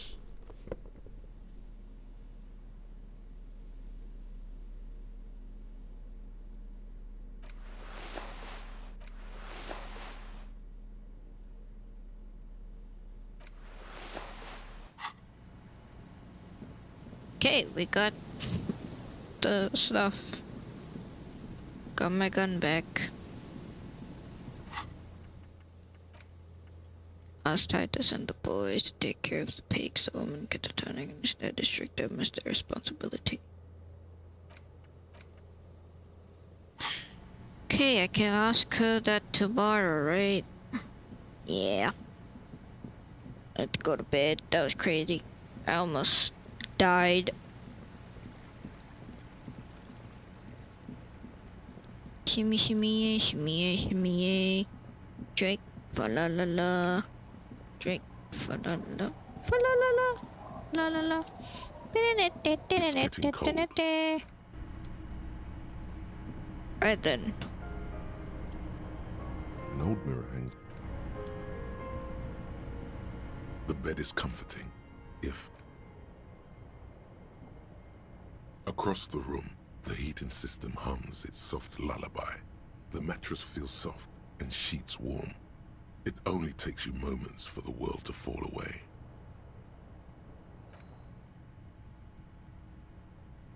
Thoughts, baby. A million little lights in the dark. Oh, man, his voice makes me shiver. All those faces and all those names. All that laughter and screaming and scheming around. Every corner and every street. It makes me shiver. I think it's a really good voice. Recorded in you forever on Faraday. Also, welcome to my stream. Can I spin it on empty, spinning in eternity, spinning, spinning, tell me am I dreaming? I like that. Yes, this is my first run. I'm on day 4. I'm going to go to day 4. No, wait, am I on day 4? Yeah, I'm going to go to day 4 now. At the disco where you first asked her to dance. Rising, rising. Above the dark curvature, the great wingspan of sleep. Studded with stars. Behold, there are millions of them down there. The first time, the last time. The smoke in her mouth, the plotted flowers, the faces turning, changing. Gosh, the limbic system sounds like Dobby and Voldemort at the same time. It's the world, Harry boy, and you're made of it. Every day you're out there, you make more of yourself from it. I'm afraid you can't be unmade now. You can never forget this shit. The colors, the voices, the rain, the snow, I don't want to, it's beautiful. The endless visions, erase them. All stuck on loop. Whirling, spitting out words and images. You're the son of the world again. Harrister, a ceaseless agent. Picking up litter and old newspapers. Collecting your little bubblegum wrappers and idiotic picture postcards. Meaningless, meaningless keepsakes. That's kind of mean. Reading your I have awful feelings. letters and recalling things, aren't you? The endless names of the world. An address book you are. The map of a city. That's right, I am an agent of the world. You'll go insane if you keep going like this. One more day, and you'll be in the loony bin. I just know you will. And for what, brother man? For the greater good. Solving your little crossword puzzles. Doing your tasks. Crossing names off lists. Trying to become some sort of world detector. It won't make it okay. It won't put smoke back in her mouth. Forget politics, I'll never sleep if I keep on like this. But I want to pursue the thought. Okay, well, let's pursue the thought. There he goes again. He's a real political animal, our Harry. He still doesn't see that it's the world changing around him. He's got no idea what he's in for. My God. 'Cause only love can break your heart. Damn. Beep, beep, beep. The alarm is ringing, Harry. The disco circus goes on and on. You barely slept 3 hours last night. Do it for the picture puzzle. Put it all together. Solve the world. One conversation at a time. Oof. Barely 3 hours. I slept on the chair? Well, obviously I didn't sleep on the chair. Good. You're up. Listen, there's something that's been bothering you for a few days now.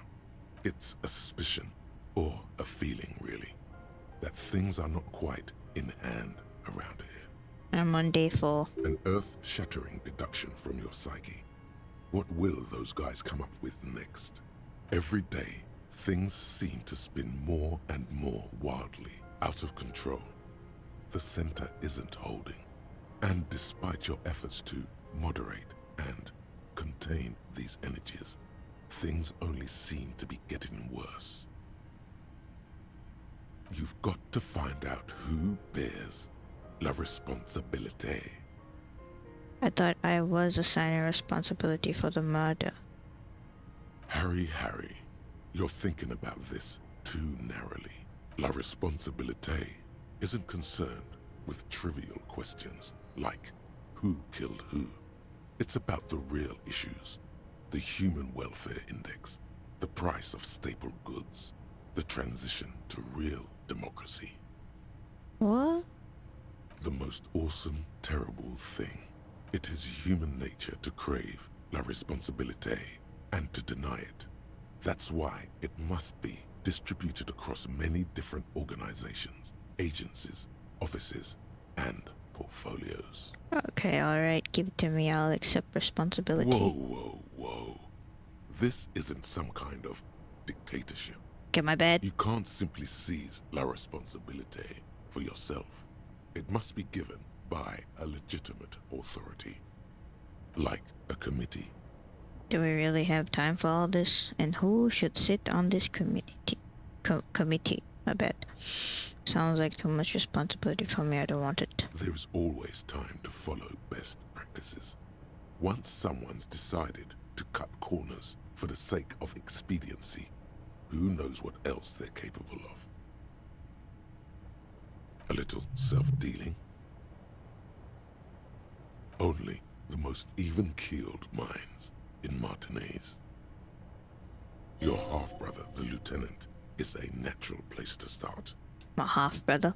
I have a half-brother? Together, you'll be able to discover who has la responsabilité in Revachol. Who's my half-brother? If necessary, you'll have the wisdom and expertise. Oh, the lieutenant! To assign it among yourselves. Okay. The lieutenant. Kim.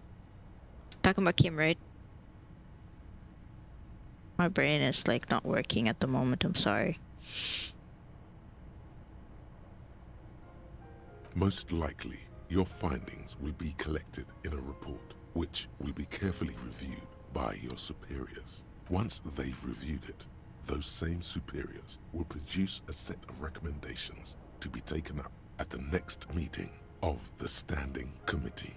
Rest assured, no matter what happens, it will be done through the proper channels. Do I have to? What is this? Bro. Get for this playthrough, I will refuse this task. This is a grave abdication of la responsabilité. A note will be appended to your personnel file.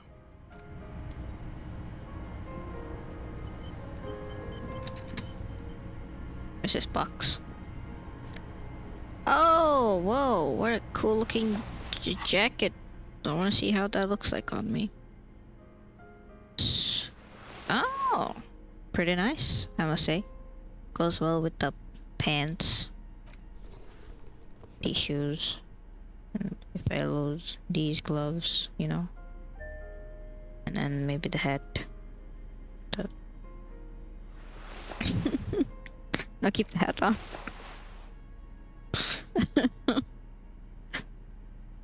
Yeah, look pretty cool.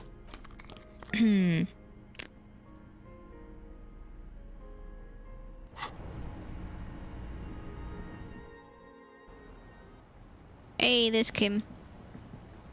Where's it going, Kim? Yes? Okay, never mind. Okay, so we have to go to church, right? About the nightclub. But it's kind of really late right now, so maybe I'll continue this another day. So let me just save. It's the 4th day, holy shit. Oof. Can I delete these? Delete the auto saves as well.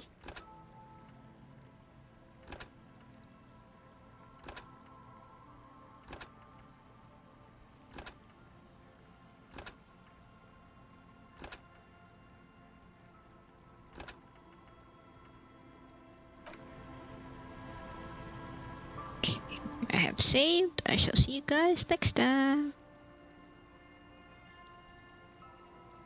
Okay, bye bye. Good night and good morning and good afternoon.